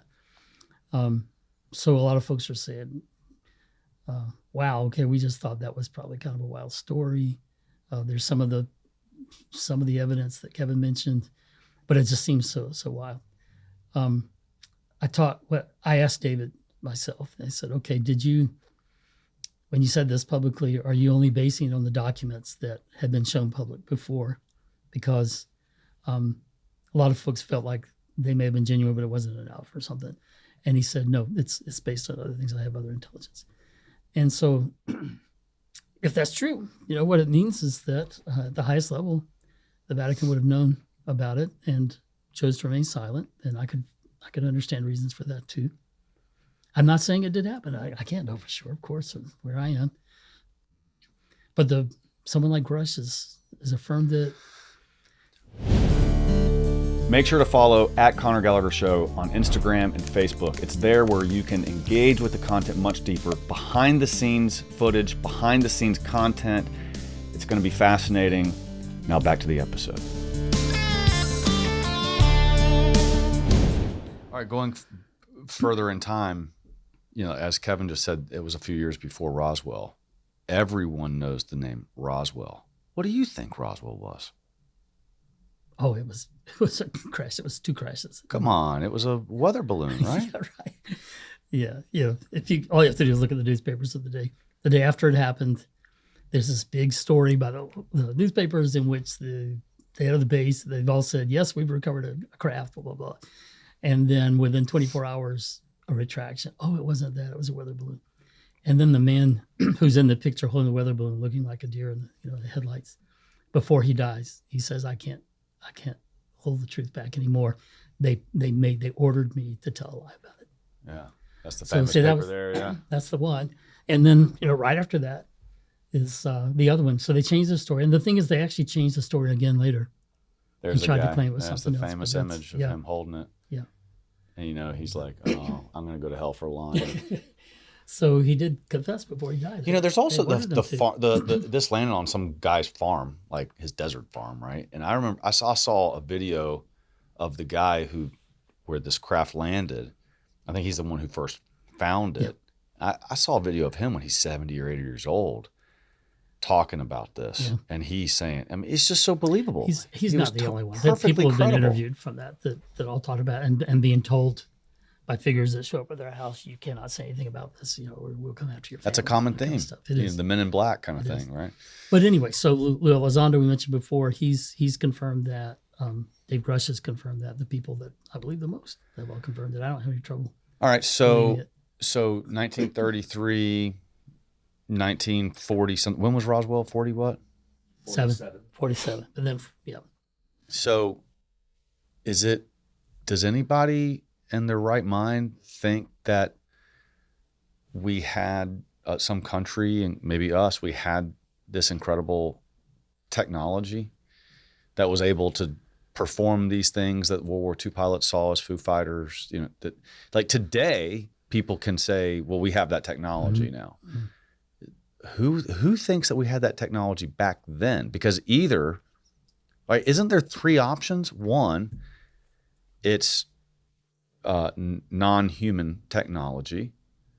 Two, they're all lying or crazy. They're just not credible for whatever reason. Or three, we had that somebody on this planet, had that technology all the way back in the 30s and 40s. I mean, it's got to be one of those. And the first one is the only one I find reasonable. Okay. All right. So Roswell. Then let's talk about, like, there's some other kind of fascinating things. Again, we're getting into kind of the credibility of witnesses. Mm-hmm. One of the, I guess, two of the stories that I find the most fascinating is when there's a group of kids. One was in Zimbabwe and the other was in Wales or England. I can't remember. But go ahead. Australia. Australia, I'm sorry. Yeah, okay. So credible, because a bunch of them, had an amazing experience where they see something, and maybe you can tell the story better than me. But 30 years later, they come back and all testify to the whole thing again. And some of these kids, they filmed these kids, like the one in Zimbabwe, I think, right after it happened. They tell their story. They come back 30 years later and say, I was telling the truth. And then the teachers and the school administrators are threatened, and they fess up to that years later when they're super old. The men in black showed up and threatened to, destroy us. Will ruin your reputation. Yeah. Talk to us about those, because it's one thing when, like, a pilot sees something. It's another thing when these kids see something, and they didn't just see a light in the sky. They saw Craft on the ground. Yeah. And creatures going out and communicating with them without words. ESP, right? Well, telepathy. Telepathy. Is what we would say. But so similar kind of thing in both the one in Australia and the one in Zimbabwe. It's just, I don't know, how do you say all these, it's kind of mass hallucination? Do you think all these kids at like 12 years old or something, or younger? They might have been younger. Mm-hmm. Oh, here it is, 20 years later. Yeah, I've got this. First, I think there's like 1 minute of listening to them years later, but I also have the interview with them immediately after it happened. So play this. And by the way, first. interviewed not just by journalists, but by John Mack, a psychiatrist at Harvard. Yeah. I think at one point was head of the Harvard psychiatry department. You want to watch a clip, Kevin? Yeah. All of a sudden, it was just like imaging going through my head of a message, trying a communication. I describe it as like a telepathic communication. There was no talking. I remember being very captivated by the eyes, and in that moment, however long it was, because I have no idea of the time frame, it was mesmerizing. It was absolutely captivating. Kevin, was this the Australian? As soon as I saw it, I Zimbabwe. knew that this was something from another planet or something from out of this worldly space. People need to know there is something else out there. Now, we've also got this. We were playing down over there on the log. Yeah? And then we saw something shiny, so we all ran down over there. And it was in the early morning? It was at break time. Yeah? And then we saw something shiny. And we saw two people. They were in tight black suit. And they had big eyes. And we didn't actually see their nose. It was quite small. And their mouth was quite small as well. One of them was running in slow motion up across the ship. And the other one was standing beside the ship. Yeah, you made a drawing, huh? It looked like this? No, yeah, something like that. I couldn't see the eyes or the nose or the mouth. It was just blank, like a piece of paper. Mm-hmm. Well, when they came, I thought they were crazy. Was this the first thing you thought? I thought they were crazy just coming to our school doing nothing. And all I saw was something like silver coming down, and I said, what must that be? And everybody's crowding it. I must go crowd too. And then I went and I started crowding, and everybody, then more people came and more. And then I said, hey, I can't see anymore. Come on, somebody, I'm short. Come on. And then I went to the front and I started seeing more of them, and then I just ran away. That's cool. So those were the first clip we saw, just for people especially listening and as opposed to watching. First, we saw some of those kids grown up as adults. Mm-hmm. And then the second one was as little kids. And that was a Dr. Mack video, right? So this psychologist showed up right away, like very shortly after this event happened in Zimbabwe, right? And it was 62 children and several teachers all experienced the same event. It's amazing. They're all lying, right? and they all saw demons, right? Walking on a spaceship. Demons appear on spaceships and walk around and communicate telepathically with these kids. What do you do with that? Well, you have the whole thing with the demons. That's another point we have to make, that demons are, they're spirits. They're angels. They're spirits. That's essentially what they are. They don't have their own bodies. They can appear with bodies, but they don't need craft to fly around in. You have some people who would claim that, it's possible for demons to craft something out of existing matter. They can't create anything. And so they'll give us an example how in some, and I agree with this, in some exorcisms, the possessed person, when they're being exorcised, will spit out nails. And so those things seem to have been crafted, by the demons of existing material. So yeah, it's possible for them to do that. And so the claim is that everything we've ever seen, lots and lots of cases of physical evidence, like where ground depressions on the ground where the thing landed and burned ground, the bodies, the craft themselves, that this is all crafted by demons in order to deceive us. And which again, it seems to me that's just starting with the presumption it has to be demons. So let's find a way that we can account for the physical stuff. The parallel I think is interesting is that during, I guess there's still a lot of controversy about evolution and that kind of thing in the age of the Earth. But in the first days when it was coming out, the science claiming how old the Earth had been, and talking about dinosaurs, previous to human existence, and there were dinosaur bones being dug up all over the place, and so the people who tried to claim that the Earth is too young for all that, then they had to somehow account for the physical evidence of dinosaurs. How did they do it? Well, same kind of straw grasping. They said, well, demons can craft material, And so what this is, the demons have crafted dinosaur bones, fake dinosaur bones, planted them in the earth for us to discover in order to deceive us. So that we think the earth is old. Right. Yeah. Seems to me it's just the same kind of thing all over again. You've already got a presumption, and therefore, if you can just find some possible way in which the physical evidence, you can account for it, that's what you do. And to me, just as risible as it is to say that the demons crafted dinosaur bones in order to deceive us, I would say the same thing about saying that a physical craft or bodies, the biologics they've found, that those are just crafted by demons to deceive us. Maybe in some cases, but I just... All right. What about, so a lot of those children say, and others, that the aliens communicate telepathically. But you and I both know that there's a segment of this community, the UFO community, that do something perhaps extraordinarily dangerous, and they meditate and they try to contact these people or these things, these entities, I shouldn't say people, these entities telepathically themselves. Walk us through that, because, again, you have a very balanced approach to this, but some of these people, I think you agree, totally cross the line and go into dangerous territory. Oh, it's extremely dangerous. And even, I know some of the folks in the conversation that aren't necessarily believers who've just said to folks doing that, you don't want to invoke something when you don't know what it is. Right. I mean, even if it could even be a hostile alien you're invoking, if that's all you're doing, but you still, it's a very imprudent, very dangerous thing to do.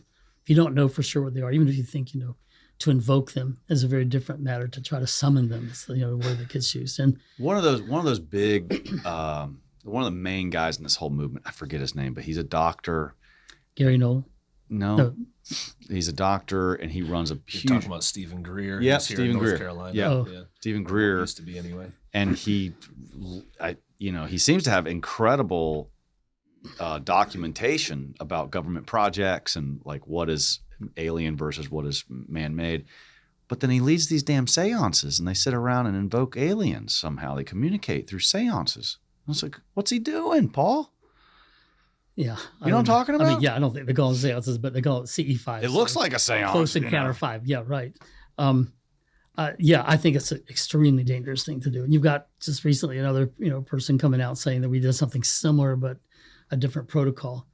Yeah, this is that barber fella. Is that what you're talking about? Yeah. So we can talk about that in a minute, but yeah, to walk us through this meditation. I just want people to hear that you would never endorse something like this.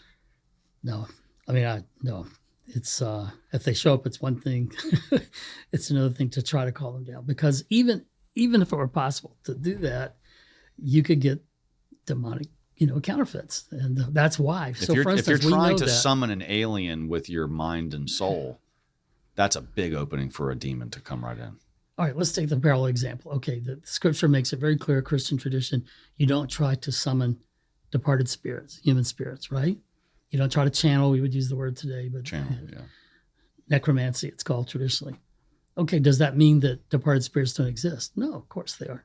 But what it means is that it is such a dangerous thing that you are likely to get an imposter, counterfeit human spirit.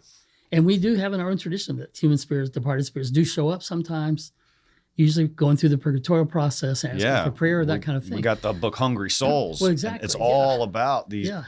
But they came down. They weren't summoned on their own. They weren't summoned. And so I think it's clear. The church's tradition is the fact that they come and the real ones exist just doesn't just allow you to say, okay, then I'll just ask them to come. It's just much too dangerous because there are demonic deceptions. And again, I agree with, folks who disagree with almost everything else that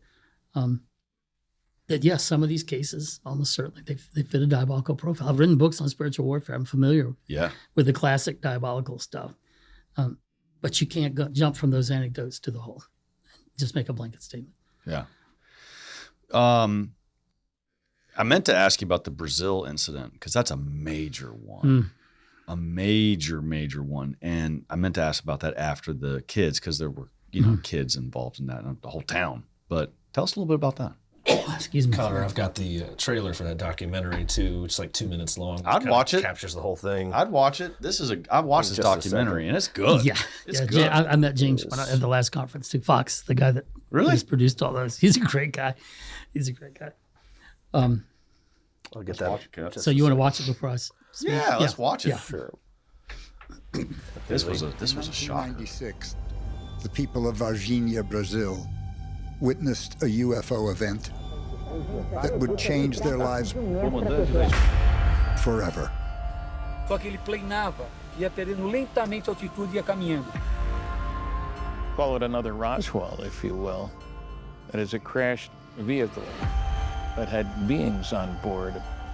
Mas que eles não poderiam admitir a verdade, a população ia entrar em colapso. Nada temos a esconder. Finally, the facts will be revealed. The Virginia case is considered the most well-kept secret in the military circles of Brazil. My objective here is to put some clarity on what took place in Varginha, Brazil, January 1996. 2 seres extraterrestres foram capturados, depois, posteriormente, foram levados para o hospital. The witnesses are some of the most compelling testimony I've ever heard. Meu nome é Carlos de Souza. Meu nome é Cátia Xavier. Meu nome é Liliane Silva. Meu nome é Valquíria Silva. Em 1996, eu vi uma criatura estranha ali. Action! A lot of people in this town have a little piece of the puzzle. Naquele local, eu vi o rastro da criatura, o pé. Foi onde ele falou que eu vi era uma coisa sobrenatural. This year, Mark Elixerez, he had captured this creature with his bare hands. Você confirma que o seu irmão estava de serviço naquele dia 20? Confirmo. After he captured the creature, he developed this infection that wouldn't go away. Foi pro CTI de manhã, 7 horas da manhã, 15 para o meio-dia, ele veio a óbito. This can no longer be covered up. They might shoot us because we're on the property.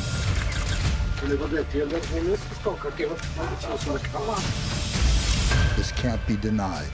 bateram na porta. E aí eles falaram para mim: Ficar quieto. Se qualquer se ia sofrer uma punição muito severa. This was proof. We pull this off. It'll be the most compelling testimony revealed. Of contact. Aqui, ó. Foi aqui. This is a level of confirmation that only a handful of people on this planet have. Yeah, moment of contact. There was a lot of subtitles in there to go along with the language. But, you know, again, an entire town saw this, and then the government shut everything down. Now, again, that was, when was that? In the 80s? You remember, Kevin? 96. 96? So, you know, that was much earlier. So, not that long ago.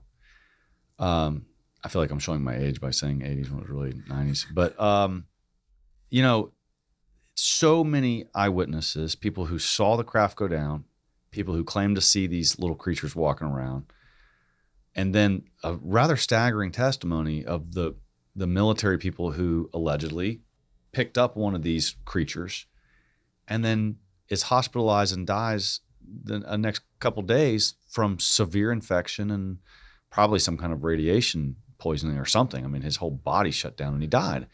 And then the government refused to tell the source of the cause. And so, you know, when you see these eyewitnesses who are brought back to the memory and they're talking about it, or they go out to the site where they saw a craft, or you're talking to the then children, now adults, who saw this little guy run through town or something, like, and they're brought to tears. I mean, they're award-winning actors, Paul, if that's what they are.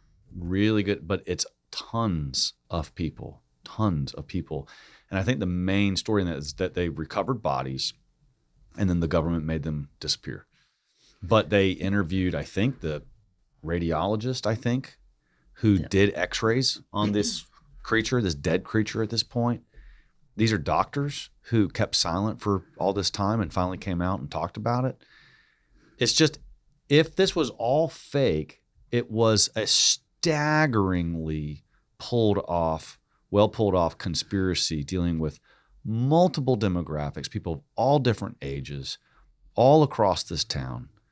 It's like the greatest hoax in the history of planet Earth, if it's a hoax. And then you said they made it disappeared to the United States. That's the testimony. There were American soldiers showed up, took it, American military. That's right, I forgot took that. it and took it back to the United States. And that's part where there are all kinds of reports around the world, but the ones that are coming from our allied countries, the governments are very reticent to talk, and I'm sure it's because our government leans on them in that regard. And so, yeah, that's one of the cases that's like if you should watch the whole documentary. Yeah, it's that one man when he goes out and shows where the thing was, and he just begins to weep. It was real to him. He just looked believable to me. He just looked, and I could be wrong, but he just looks believable to me.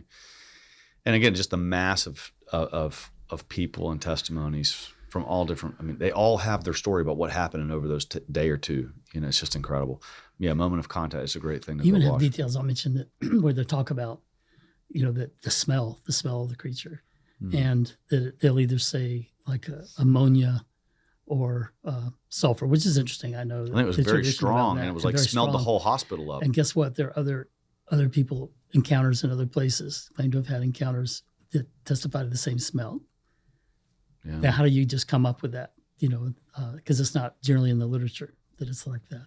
But people in different parts of the world in different years seeing things, having those contacts, and then saying, but the thing I remember is the smell, and they describe it the same way. Yeah, I remember one of the nurses testified that it stank up the whole half of the hospital. It was like the whole thing smelled. Hey, Paul, am I right that sometimes in cases of exorcisms and things that sulfur is common there too?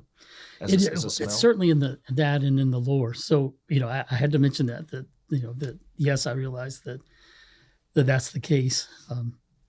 But that still isn't proof that it's demonic. It's just how it is. Yeah, I just don't understand why demons would crash flying saucers into the ground and then run through town with little green bodies. I don't know why demons would do that and die and die and make other people sick and die too. Yeah, I don't know. Yeah, and make the person who touched you sick and died. Yeah, it just doesn't add up for demons. All right. But there's a lot of stuff out there. Let's change on demons again. Skinwalker Ranch. That is that demons. At least some of it, I'm sure. They have, for those who don't know, it's a ranch out in Utah where paranormal phenomena has been going on for a long, long time, and it has a history that makes me think at least some of it's demonic. And that is that just like the most cursed, the ranch in history. Well, part of the history of it is that there were two Native American peoples who were at war, and I think one of them felt betrayed by the other or something. I don't remember all the details, but they claimed that they put a curse on the people. And so that right away, I think, okay, that could certainly be an opening to demonic activity. And some of the things that have happened to the people studying it. It was studied for years by Robert Bigelow, who's a big guy in the aerospace industry, who was contracted with the government to study what was going on there. They were interested in UFOs and everything else that was going on. There's a lot of things that aren't directly related to UFOs there. Paranormal, though. Yeah, right? Paranormal stuff. Yeah. And interestingly enough, when he sold it to the man who owns it now, refused to give over any of the research results they had. Can the bishop out there, where's Skinwalker Ranch? Where's Utah? That? Can he just fly over in a helicopter and exercise the whole damn thing at one time? I've often thought, they've had, I haven't watched the shows in a long time. I watched some of the early shows, and they had an group of indigenous people who did a kind of religious chant, that kind of thing. And then they had a rabbi pray, but I'm pretty sure was Kabbalistic. He was of that kind of Gnostic variety of Judaism. And I think I even suggested in a letter, I never got a response back to them, you ought to consider having an exorcist, a priest who's an exorcist come out there. And that might actually help you sort out some of these things. That's why I bring this up, is because some of this stuff is demonic and some of it's not. And we have to be smart enough to draw distinctions. Hello, that's what intelligence is drawing distinctions. So Skinwalker Ranch looks like a big haunted house to me. Sure seems like that. And they need to address it. And, so the guy who wrote one of our books on spiritual warfare, you've participated. Well, actually, it's a good spot. Tell us about your experience in the exorcism industry, for lack of a better word. Is that right? I don't know what to call it. Ministry. Yes, I repeat that. Exorcism ministry as opposed to industry. That's a better way to say it. But you've gotten to know the whole marketplace. I don't know what else to call it, but the whole, there's a whole movement. There's academic sides to it. There's spiritual sides to it. There's a conference. There's ecclesiastical side to it, because you have to have a duly appointed exorcist. Yeah, and so you've gotten involved in that, and you've attended conferences and all these kinds of things. Spoken at these exorcist conferences. So you're a guy who clearly understands the demonic, right? It's okay. I look at the life of Saint Padre Pio. St. Pio. And first of all, St. Paul tells us that, yes, demons can imitate angels of light. It tells that in Scripture. Does that mean that angels don't exist? No, it means that he is a counterfeit of something that actually does exist. Right. And it's to his advantage. It's part of his strategy to counterfeit something that he could use to ensnare people. So when you look at the life of someone like Padre Pio, and he had occasions where demons counterfeited Jesus, Mary, his spiritual director coming up to his door. Does that mean because he and others had experiences like that those things don't exist? Jesus doesn't exist. No. You can't make that conclusion that just because demons will imitate something in order to deceive people that it doesn't exist, that it must be all just demons. And so I would say it makes sense to me. I don't want to try to think like the devil the way C.S. Lewis did in Screwtape Letters, but if I were, thinking, okay, what strategies would I have if there were actual non-human intelligences that aren't angelic visiting us and that kind of thing, and I were looking for a new strategy for the modern age? So yeah, let's counterfeit that. Yeah. And of course I'd be right there in the middle of it, but I'd be there as a counterfeit of something that's real. And I think that's what's happening.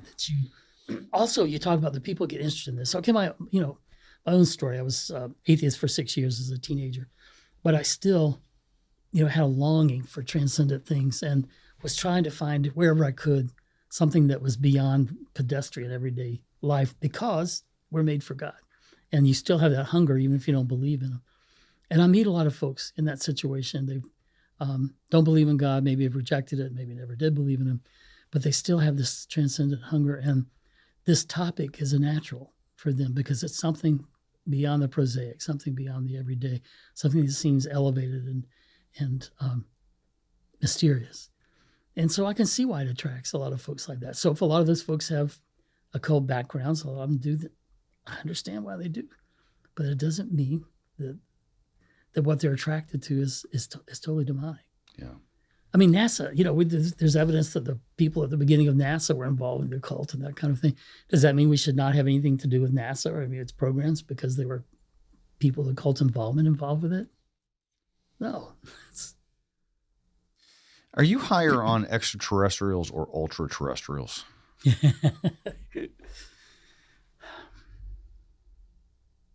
I think it could well be both. I really think it could be. We haven't talked about the science of it. And in my book, I just make it clear at the beginning, look, I'm not a scientist. I can't argue the science. There are people who have argued the science, and I'll let, give you some references for that, or I did in the book. But the truth is, all you have to do is look at the history of science. Once again, history helps. The history of science and scientific revolutions. I mean, Thomas Kuhn wrote about that. And so they've come to describe now what they talk about, scientists talk about, or cultural studies talk about Kuhnian revolutions. And that is where science gets to a certain place, thinks it has it figured out in a particular area, and then you start having outlying information that doesn't fit the model. And when enough of that accumulates, then there's a revolution in science. The paradigm changes, and all of a sudden, what once was written off as crazy is now accepted as the norm. And it continues to happen. The biggest one was the Copernican revolution. And that's one reason why I think the church can accommodate, information of this sort. The people make a big deal of the Galileo case, but the truth is that it wasn't just the church, big bad church, persecuting Galileo. The majority of scientists and philosophers, as well as theologians of the day, all rejected him because they followed the Aristotelian model. And so it was more a matter of they're trying to follow the science. And then science finally, the outlying things, Galileo looking at the moons of Jupiter. And by the way, when he found the moons of Jupiter, which were, proof for his position, where did he go? As a scientist, he had to get independent verification by other scientists. Where did he go? To Jesuits. Went to the Jesuit astronomers, and they confirmed it for him. So it wasn't just big bad church, against him. But all that to say, I think the Copernican revolution, the church, a lot of people in the church, pressed against the new ideas because it was just the established science of the day. Once science itself corrected itself with Galileo and others, then they said, oh, okay, well, you know what? That wasn't really part of Christianity in the first place. It was just part of actually a pagan way of looking at the cosmos. And so they were able to kind of say, okay, we can make room for this because it's not part of the Christian faith that the earth is at the center of the universe. That's Aristotle. And one of Galileo's defenders, who was I think he was maybe Franciscan, who said, when he talks about these matters, and people say it's contrary to Scripture. It's not contrary to Scripture. It's contrary to Aristotle. Mm-hmm. I think we're in a similar thing now, where we could be. So go ahead. So when people are having these experiences, and a lot of them are caught on camera, and I'll call them orbs for lack of a better word, or these little balls of light. What do you think the likelihood is that they're ultra-terrestrial? And it kind of go into that a little bit, where it's something that has been here on Earth. They're not from another planet, another solar system. They're natives here, but they're not of the son of Adam. This is going back to our original conversation that the church fathers didn't have a problem with the idea of that. Whether it's true, it's a different story. Right. But it's not contra to church teaching. And there's so many eyewitness testimony of these things disappearing into the water. And we know that we don't know anything about the ocean. I mean, we know more about the surface of the moon than we do about it's crazy. So much witness. And I've heard that some of these drones over New Jersey go and disappear into the water. and coming out from that direction anyway. Yeah. And they go into the water without ever breaking the surface of the water. Just look at Skinwalker. I mean, they've got video. I've seen it of something passing through the ridge and coming out the other side, like passing through the solid mountain and coming out. And that's not the only place that people have seen that kind of thing happen. Just right through trans matter, just right through. Kevin, pull up the Dome of the Rock. This is so cool just because, I mean, this is not like passing through rock or passing through water, but to me, this shows, Paul, like a technology that we just don't have. And the fact that this thing takes off so quickly. So this is, what's the Dome of the Rock, Paul? It's the it's a Muslim holy place, yeah. Muslim in holy Jerusalem, place there, in Jerusalem. on the rock. Is that able to get bigger, Kev? Okay, so this is the cool video where's the dome, Kevin? It's underneath. Okay, so the dome. So that orb is going to drop down on top of it. And everybody would recognize the big gold dome. You just have to, we'll show a picture of that later. But so that little ball of light comes down and just stays over the dome, and like there's multiple cameras, multiple people, and then it just takes off like a bullet, gone. And that's the amazing thing, if you watch how fast it takes off. And I have no idea what they're saying, because I don't speak that, whatever. Boom! That's it. Boom. Boom. Kevin, show the other video if you can, where everybody can see the actual Dome of the Rock. But just so we can kind of get a close-up to it. But, is this... yeah, okay, so that's a close-up of... This is the same event. That's the orb. Yeah. The orb thing. I don't know if that's an orb, plasma, and that right there. Everybody knows that. Boom. And it just takes off. So this was in 2011. Tons of people saw. And then there's these little red dots that linger on, other little orby things flickering after this thing happened. Now again, maybe that's military. Maybe that's a military technology. Maybe it's China. I don't know. This is back in 2011. But its acceleration is like a bullet. It's like a bullet, I mean, if there was a human in there, they'd die instantly. You know what I'm saying? So that's 2011. How long ago? That's 13 years ago, 14 years ago. Have we had that bullet-like technology? And let's talk about that for a second. I mean, if the government had technology that it doesn't want to reveal, that would kind of make sense, because it would tank the oil industry. The whole energy sector would go kaput if we didn't even need gasoline anymore to make stuff go zoom, right? So if they had some kind of incentive that's there, agree with that? Yeah, of course. That incentive, supposedly not to show their hands to our enemies of what we have, adversaries. But then why would they do something like this? Yeah. Why would they do it where people can see it if they're supposed to be hiding it? So whatever that was, it's going over what's considered a holy site. It didn't come over the South Park Mall down the street from here. Like it went over a holy site. It's making a statement, right? I mean, they want people to see. Seems to be. Why else? Yeah. So anyway, so you got objects like that. I'm not saying that's one, but you got objects like that are disappearing into the water, passing through rock, these kinds of things. Just some kind of technology we can understand. But again, Galileo would think that we were witches because of our cell phones and talking to each other. I mean, he really would, right? We'd all be burned up if we just showed up, in the Middle Ages and started texting to each other. They'd take us outside and burn us. And they're saying, like, how are you making these words appear on this person's screen? So there could just be some kind of technology that we just do not understand. Tan Books is here to help you become a saint. That's why we do everything we do. We publish thousands of titles, literally, that are specifically written to help you get to heaven. Everything from the lives of the saints to the writings of the saints, the greatest doctors of the church, the great spiritual masters, Alphonsus Liguori, St. Francis de Sales, and so on. So please come to tanbooks.com and find the book that God wants you to have right now so that you can get to heaven and be a saint for eternity. I wanted to kind of get back to these the orb phenomenon and how, and we talked a little bit about this before we started, and it's delicate. This is a delicate topic, but there is an orb phenomenon that has been described from multiple Marian apparitions. What do we do with that? You know, so I mean, should we just give examples of that? I mean, you know, I don't know how you want it, Kevin. I don't know if you want to say anything there, or I'll just add.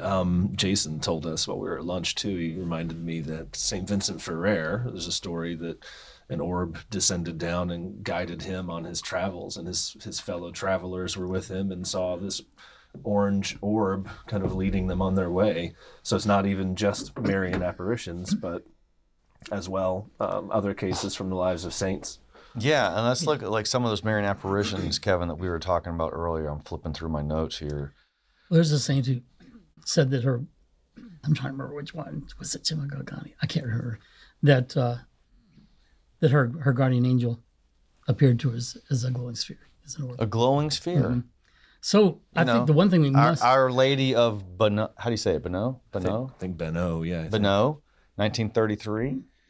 Paul Tan's had that little children's Windiot coloring book forever, 1933. Is this a quote from it, Kevin?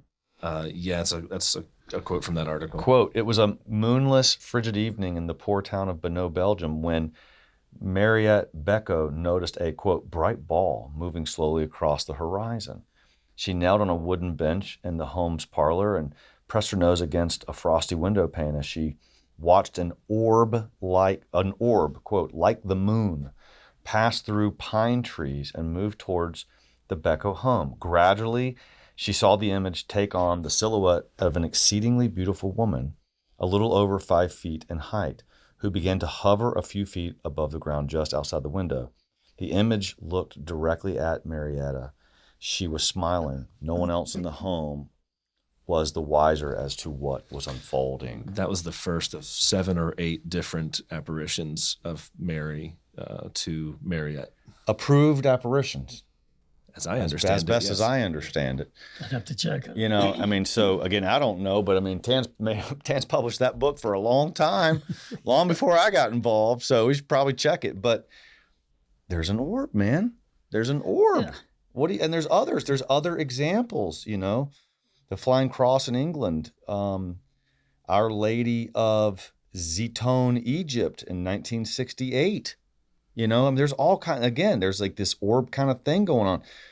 What's up with this, man? What is up with orbs? It's in the cases that the church has examined that we can have some confidence in. I think we have to assume that it's angelic. Our Lady coming with angels around her, perhaps. We have to keep in mind. You look at Scripture, for instance, when the cherubim and seraphim appear, and they've got these multiple eyes. Why do they look the way they look? There's something that's unusual. Usually there's some kind of symbolic meaning. God, or under God's direction, the angel itself has chosen to give a certain appearance because it would have meaning to the people who are watching. So in the case of Ezekiel's wheel, the apparition, angelic apparition around the apparition of the glory of God, it's not God directly, but the glory of God, is revealed that was the way a royal throne looked in the Middle East at that time. Here's a vision of the chariot. Is there a particular passage? I don't know if there's a part you want to zone in on with that. But yeah, so you got things like that. The others with all the eyes, that's symbolic of the omniscience of God, the all-seeing eyes. So there seems to be that we'll choose something with symbolic meaning. Well, what meaning would an orb have? In ancient philosophy, if you were to ask a philosopher what's the perfect shape, they would tell you a sphere. Yeah. And it's because it's every part of it is equidistant from the center. It's perfectly symmetrical in every way. And so, perhaps it would make sense for an angel to appear as an orb of light, as some of the saints have described it. And therefore demons, if they were doing stuff, they are angels. Might they kind of appear the same way? Counterfeit, sure. I think the main thing we want to do is a lot of folks in the UFO community, the way I describe it is they look at Catholic stuff through a UAP, unidentified area phenomena lens. So anything they see in history or Catholic tradition that is anomalous, right away they'll say, "Oh, see, that's a UFO." At Fatima, it's a UFO. These orbs, they're UFOs. For me, as a faithful Catholic, I think we have to take the other direction. Is that these other things can exist, but they were identified. In most cases, this is the guardian angel. This is the throne of God. This is seraphim. This is cherubim. So they weren't unidentified. They weren't unidentified for the people who were seeing them, and they wrote about them in Holy Scripture, what they actually were. And if they happen to resemble, it's legitimate, I think, to look at some contemporary phenomena and ask whether they might be the same thing.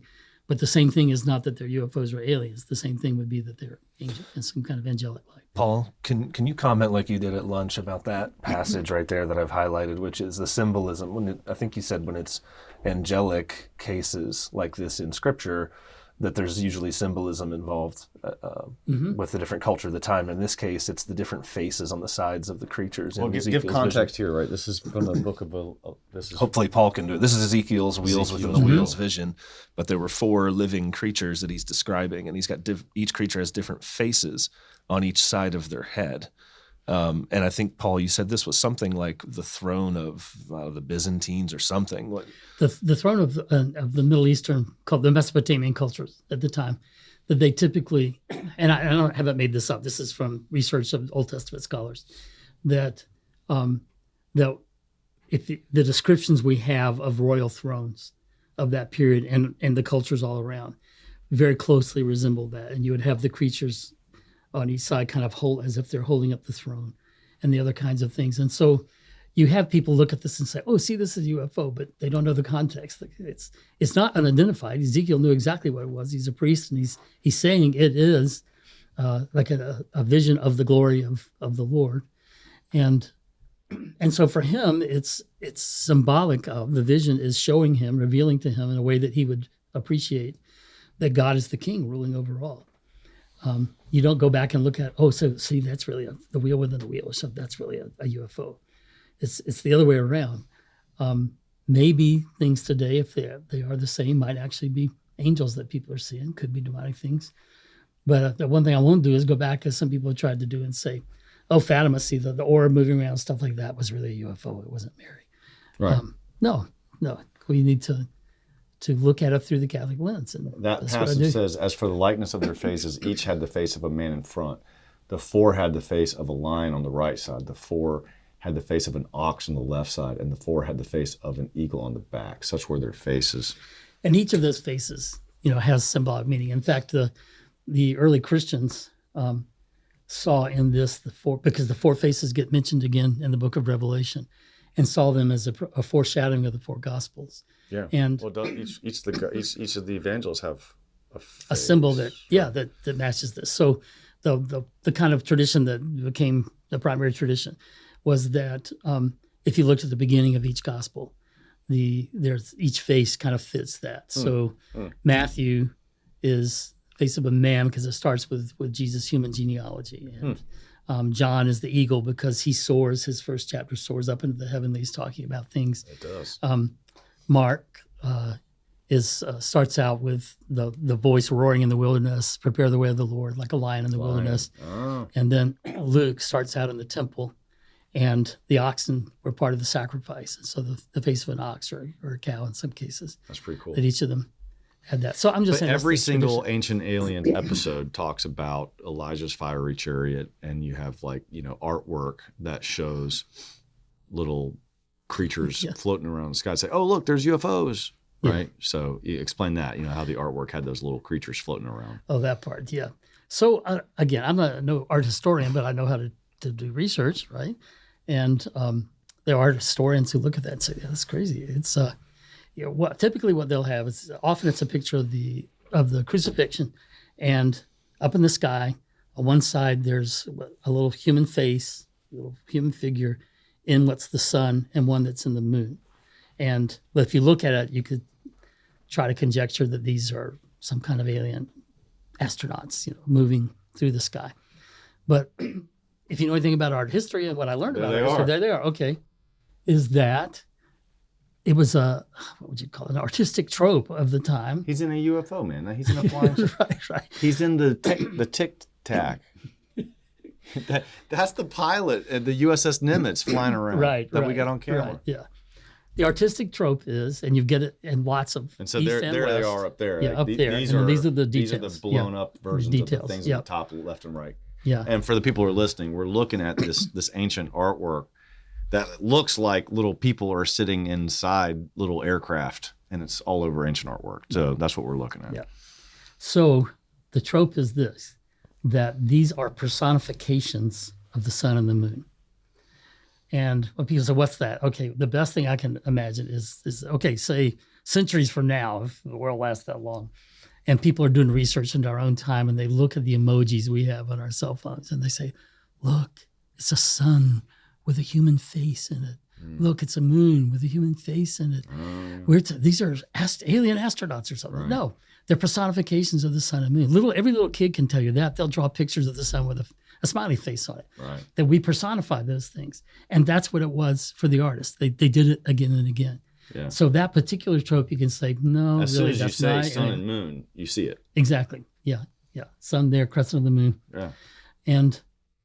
And then the other kinds of paintings, like there's one where there's a ring of light in the sky, and then the Holy Spirit dove is coming down from it. I think it's Jesus' baptism, maybe. And they'll say, see, it's a disc. Guys, the circle is an ancient symbol of God. It has no beginning and no end. And so it reflects God's eternity. Infinity. It's been used for forever. And so no, that's a symbol of God the Father, and the Holy Spirit's coming down on God the Son. It's a painting about the Trinity. But if you don't have any background in that, it's easy to fall for these stories. Oh, that's really a flying saucer. It's there. And the problem is most of the shows that will talk about that, on TV, they never think for some reason to actually ask an art historian, what can you tell us about this? They don't want to know the truth. They don't want to know. Probably not. I explained it one time to an interviewer, and he just brushed right over it. But so anyway, I just think that's important for folks to know. If they're in it, there's the one I'm thinking about. See, all right, there's the circle of light. Right, it's coming down on Jesus here, and it's hard to make out, but the Holy Spirit dove is right under the circle there. That's Father, Son, and Holy Spirit. That's what it is. Yeah. All right, Kevin, be thinking if you have any last minute questions, but I'll kind of give you that lead. I would, to go back to the extraterrestrial thing, just real quick. Yeah, sure. So, and we talked about Thomas Kuhn and the revolutions. I think that we're on the edge of another scientific revolution where we think we have thought we knew all about things can't go faster than the speed of light, that kind of thing. And I have, Christian Scientist friends who say to me, I'm fine with ETI being out there somewhere, but I just don't think it can be here because, it's too far a distance for them to travel. And what they're doing is saying, well, first of all, that they're ignoring all kinds of kind of cutting edge science that talks about ways that you could actually get around this principle of not going faster than the speed of light. That we can't, you'd be like Augustine, because he didn't know the technology of sailing across the ocean, thinks it's impossible. No, we don't know this is possible. Science has had to correct itself so many times. That's why in my book, I say I'm not even going to deal with all that. I just think it's possible that science has the laws of physics we haven't discovered. What I know is that, in the 60s, the universe was, due to the Big Bang, it was like 8 billion years old. And now, in the last 60 years, it's like 13.8 billion years old. So it's aged a lot more than we have, a lot more. I mean, it keeps getting older. But every time they have a pronouncement, they act so, well, this is science. They act so damn certain. There's an arrogance, a hubris that runs through the whole scientific community. And they always think, I think this is happening a lot with the whole Egyptology. And like they always are certain of certain things. And we're finding more and more like the whole idea of ancient civilizations where like they had technology that we simply do not have. Our whole technology is based on the internal bustible, and say it, help me out, the internal combustible engine. And yet they were able to build these pyramids with some technology that we just can't comprehend. They have these Egyptian statues that we've all seen. Like if I showed you the face of it, you'd know it. Like you'd recognize these pharaoh looking faces cut right out of the stone.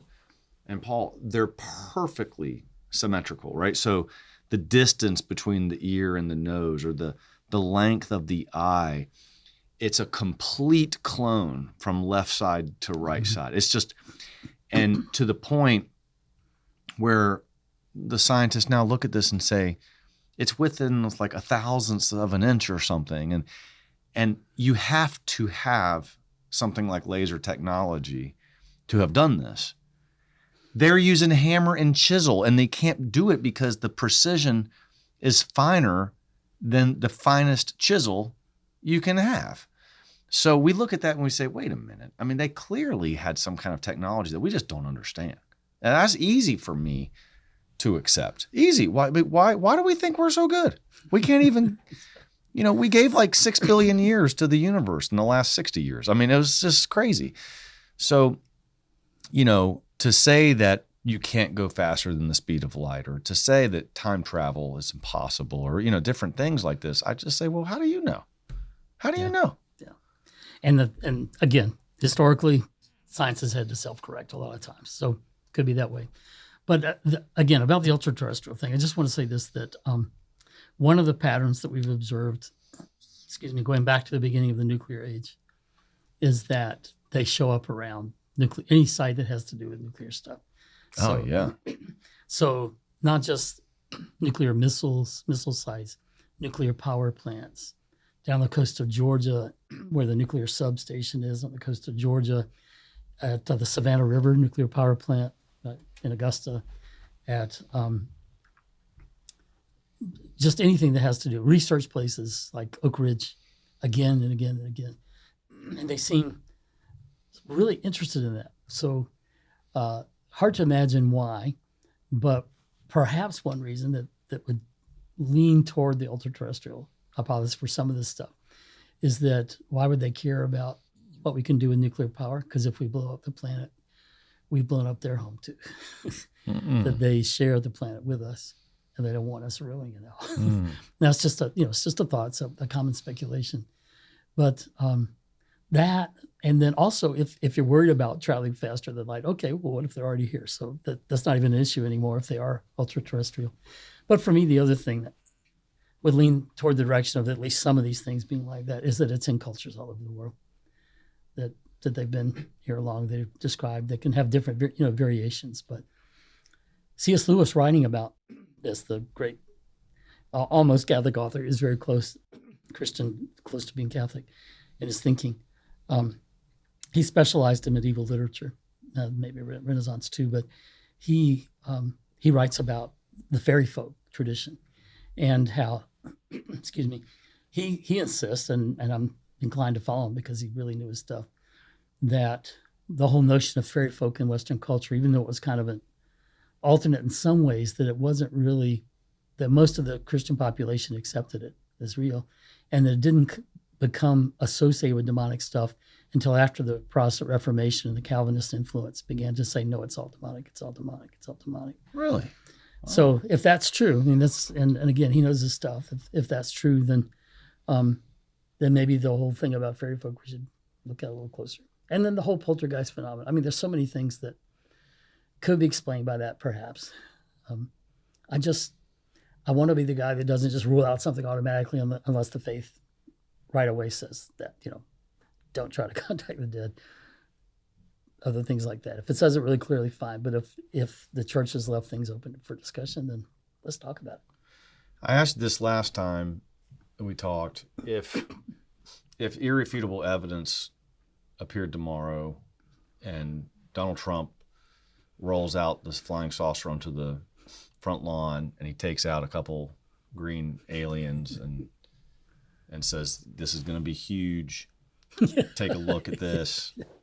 I'm going to, I want my face on Mount Rushmore. I've known this for a long time. I want you to name Mars after me. And so here I'm going to reveal everything. And it's, if that happened, first of all, the people that say it's all demons, they're all just going to find some reason to say this is all BS. We don't believe it. It's fake. It's a hoax, or it's demons. Psyops, or it is demons, right?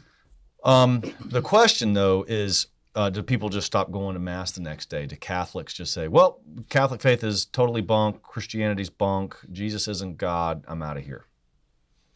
For over 200 years, the adversaries of the Christian faith, and especially the Catholic faith, have tried to claim that's the case. So, excuse me, I'm sorry. It's all right. So, for instance, Thomas Paine, who's the pamphleteer and writer who Common Sense, British, right? Supporting the American Revolution, very influential in his day. He's an atheist, and he wrote extensively about extraterrestrial intelligence, that he believed it was real, and said, and therefore it disproves the Christian faith. Yeah. And you've had people try to do that, for a long time, that if this is real, it disproves the Christian faith. I even heard a prominent Catholic theologian or saw him write that recently, and I thought, oh my goodness, don't say that. Don't say it, because it's not true. Number one. And number two, you're setting people up to leave the church once this is revealed, if it is disclosed. So I heard a priest make a joke one time, and I thought it was very funny, because he's living a celibate life, and he says, man, if they find the body, meaning Jesus's body, he says, if they find the body, I'm out of here. It's like, well, that would prove a problem for the Christian faith, right, that kind of thing. That's the main thing. If this was a hoax, right. Yeah, we have a problem there. But finding little green Martians, that's not a problem. Sorry. So so some folks would have to try to find some way to explain away, but I think you would have some people misled by that claim. And in fact, by the claim of people like this theologian I'm talking about and others that it is contrary to the Catholic faith. If they get irrefutable scientific evidence that's there, then some are going to say, okay, I'm not going back to Mass. It's all wrong. That's why I wrote my book. Main reason I wrote my book, that they have a reason. That's why we published the book. We published that book and read that and say, no, that doesn't contradict my faith. Yeah. My faith has room for that. It has for 2,000 years. So you'll have those, but interestingly enough, there will be people who come knocking on the church's door, and they already are. I know several personally. I know others who are, I believe, on their way. They have bought into the scientific materialism, this notion that there's only matter and energy, there's no soul, there's no spirit, no God, no devil, no demons, no angels, no life after death, that if science can't figure it out, that it doesn't exist, or it's not real. And they bought into that. Some people call it scientism, where you put all your trust in science, and science goes beyond what it can reasonably declare to be true. And this stuff has knocked them has shattered that tiny little worldview. There are things that science can't explain, can't even handle, and things that they seem maybe spiritual, they're almost transcendent. But there are people, some of whom, the names you would recognize, who have said, I had left my faith. A lot of them raised Catholic. I'd left my faith, bought into that particular view of science, and now all of this has made me reconsider. And it's as if I'm making a spiritual return of some kind. Some of the people I'm in touch with, I'm in touch with a group of pastors that are kind of thinking about these things and how do we prepare.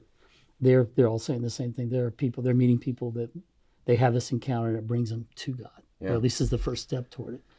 Well, to me, it always shows just some kind of just incredible, more glorious power that he's displaying. I mean, that's why I watch Planet Earth with the kids on TV, right? You just see the glory of nature. Yeah. All these animals I didn't even know existed. Yeah. They're doing all these incredible things out there. And I love watching those beautiful images and the beautiful pictures. And I don't have any problem limiting that, or letting that go beyond our small, little, tiny, itty-bitty blue world. I love a quote from St. Augustine. I say it often. There are people who have an argument that we would lose our special status with God if there were other creatures out there made in the image of God. And somehow he'd love us less, or we wouldn't be special anymore. And I said, okay, the experience of every parent of more than one child, you and I both, shows how that's wrong. Your first child comes along and you say, oh, I love this child so much. I can't never love another child like this one. Yeah. And then the second one comes along, oh, I love this child so much. I could never love. And you realize that when you have more than one, your love isn't divided, it's multiplied. And the love of God, however much more so, of our Heavenly Father, the fact that he would have multiple intelligent races to love and to care for, that wouldn't reduce. Each one of us would still be special. That's how it is with a father, And so it just doesn't make any sense to me. That it's almost like a firstborn who finds out there's going to be a second kid coming along. It's like, no, I want to be the only one. Yeah. Sometimes it's almost at that level that people are arguing that emotionally somehow would make us somehow less in God's eyes. But no. All right, Paul. What do you expect to see this year with regard to UAP developments? Well, to quote Amos, I'm not a prophet or the son of a prophet, but I'll prophesy. No, I will prophesy. I think just from the people that I know personally, kind of behind the scenes, working with Congress in particular, but also scientists and some others, I think we're going to know an awful lot more by the end of the year.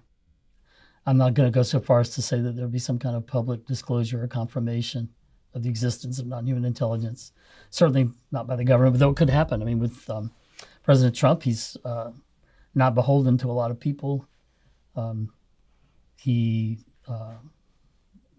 knows? He could just spill. Yeah, but he told us he was going to release everything with JFK, and something at the last minute made him pull back the reins. So it made me think, oh man, maybe he's a little bit cautious on that. I mean, maybe there's a good reason. That's the thing. I mean, if he were not to follow through, my guess would be because someone in the government would convince him that national security somehow forbids that. And he would feel a patriotic responsibility. I can't do this because it's not for the good of the country. I can see that happening. But I hope, he's got several people he's surrounding himself with who are demanding transparency on this issue. Rubio, starting with Rubio, but others as well. And so I think that we've got the best chance we've had in a long time for the government to come clean on some stuff. But even if that doesn't happen, the thing is, within the scientific community, you've got people like Avi Loeb at Harvard, former chair of the astronomy department there, who's setting up scientific equipment in various places in the Galileo project. As he says, the skies are not classified. The heavens are not classified. So we'll look for our own stuff. We don't have, shouldn't be depending on the government to tell us everything. And you've got other people, Rob Mitchell with a project that would involve FM radios, broadcasts and stuff. I don't understand all the science. But you've got the scientific community looking at things and just saying, okay, let's put that stigma aside, and we can talk about the historical reasons for the stigma. It's part of the government's attempt to cover up. But so much that could happen. There are more whistleblowers coming forward now. There's talk of others. A lot will depend on how much protection they actually get, legal protection they actually get. Because for some of them, their lives have been threatened. Their families' lives have been threatened. And so we'll see. But I'm very hopeful that by the end of the year, we'll know a lot more than we do now. What does the Catholic Church need to do to prepare for these sorts of disclosures? Well, I wrote a paper. I mentioned the Soul Foundation before. They have a series of what they call white papers that are basically policy papers. There's one in economics. There's one for government research. There's one for, I think, for science, different fields. And they asked me to write one that I would address to the Catholic community in particular. I went through it. This bad boy. That one, yeah. It's serious work. It's it really needed to be. A brilliant articulation of this, but then some really concrete examples of things that the church could do at a local level to deal with this issue. Local and all the way up. I mean, the Vatican needs to take. Sometimes the church is playing catch up, about things, and I just think it shouldn't be. I heard a comedian once say, if the Catholic Church, if the Vatican is apologizing for what they did in the Middle Ages now, well, imagine what file they're on. They're working through the file cabinets, and they're at Galileo. There we go. Right. Well, and what kind of files they have? That's another question too. But anyway, I suspect there are people at the Vatican who are very open to this. There's some groups trying to make contact with, find out who the people would be that might be open, just so they can present the case that it's theologically important. There's a huge pastoral difference. I know priests are telling me that they're having people come to them in confession and saying, "I've had this experience. What do I do with it? Does this destroy my faith? Does it? I have a I know one priest who his faith was almost destroyed by experiences he had until he read my book, praise God.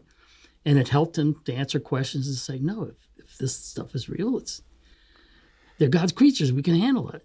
And so at the pastoral level, the church really needs to start. If nothing else, I would love to see it in every parish. The pastor be able to say, we understand that people have these kind of experiences. If you do, please come to me to talk. And maybe even set up groups where they could talk with each other. Because they're so stigmatized, if they even mention it, in our culture, that the one place they should be able to come is to the church. And not be told it's all demons, you need an exorcist. Yeah. Now, in some if cases, you do, then you do. But the priest needs to be equipped to help assess that. I mean, there's some triage here that they got to do. Yes. And they know how to do that. I've been involved in cases where I'm helping a priest to kind of sort out whether this really seems to be spiritual or something else. And the something else is usually psychological. But just to say, we need to be doing that. There are people right now who would love to be able to talk to their priest, their pastor about this issue, but they're afraid of how they'll be looked or they'll be dismissed, or you need to go get professional help or whatever. So that priest was who we will not name, an influencer who was so certain with you and on social media that it's all demons. Imagine someone in his flock came to him and said, I had this experience. Then if he's internally logical, he has to say, well, then we need to do deliverance prayers on you right now because you're under diabolic assault. That's pretty harsh. Well, and it's a rash judgment in my belief. You need to be able to discern it, and you need to understand more about what's going on. Right, as opposed to sitting down and talking and doing a diagnosis, which is what they do. I sat here with Dan Schneider just recently, and he works with Father Rippiger on exorcisms, and there's a whole intake process to figure out, is this an emotional issue, a psychological issue, a spiritual issue, is it oppression, obsession, possession, all these kinds of things. It takes a while to diagnose, but they treat it with respect and they go through it. And so if somebody says, I had this experience that I can't make sense of, to just throw them under the bus and saying, well, that was a demon, I just don't think that's fair. I don't think it's very pastoral at all. But the church has to begin training people to be able to communicate about this because they don't understand this stuff at all. They're not equipped to do this right now. Well, I've got priest friends who are sharing the book with other priest friends and saying you need to begin to address this. But there needs to be some action from the Vatican, kind of setting the pace that, okay, we need to take this seriously. Yeah, okay. Now, who am I to advise the Vatican? But the Soul Foundation asked me to write the paper, so I did. A pretty well-equipped person to advise the Vatican on a lot of things. I don't know. Or everything. But anyway, they asked me to do it, and I said, okay, this is my chance to actually say, they need a lot of advising concretely, right now. This is, if I were king, if I were pope, this is what I would do. Yeah. And so I kind of addressed the level of the Vatican, the bishops' conferences, the individual bishops, pastors, lay people, Catholic academic institutions, Catholic hospitals, Catholic, there are things that could be done practically in all those areas to help people prepare for these kinds of things.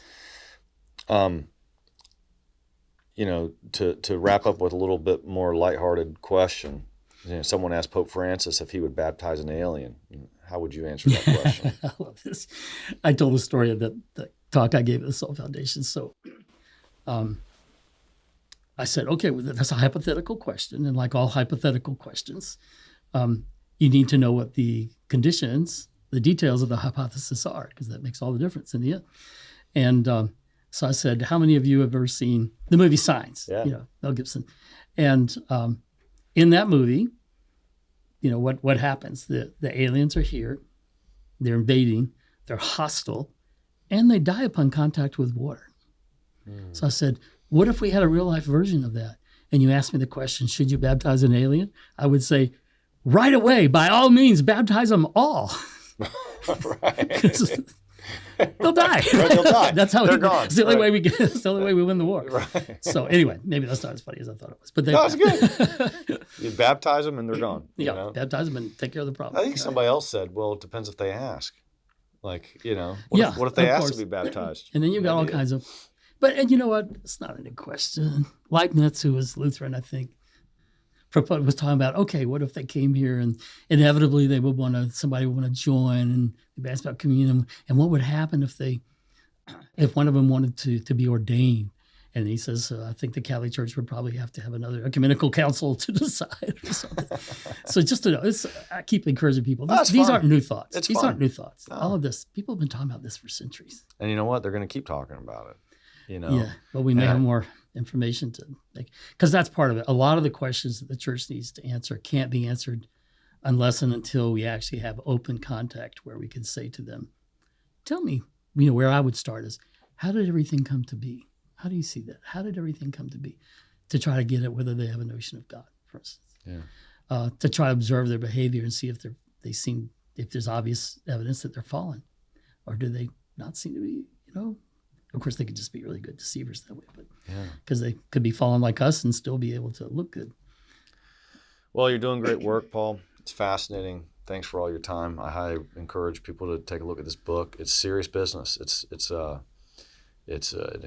great work of scholarship, and it's a great work of faith, because you started this whole thing by saying if Holy Mother Church comes out and declares something, you will submit. And that's a powerful thing. So I thank you for that, and I will too. So will Tan in any way. So and it's my challenge to some folks who take the all demons or that it can't exist. My challenge to them is, okay, if the church came out tomorrow and either said, number one, it's not contrary to faith, or even went further and said they exist, would you be willing to submit to that? And if they say no, then that tells you a lot. Good way to end.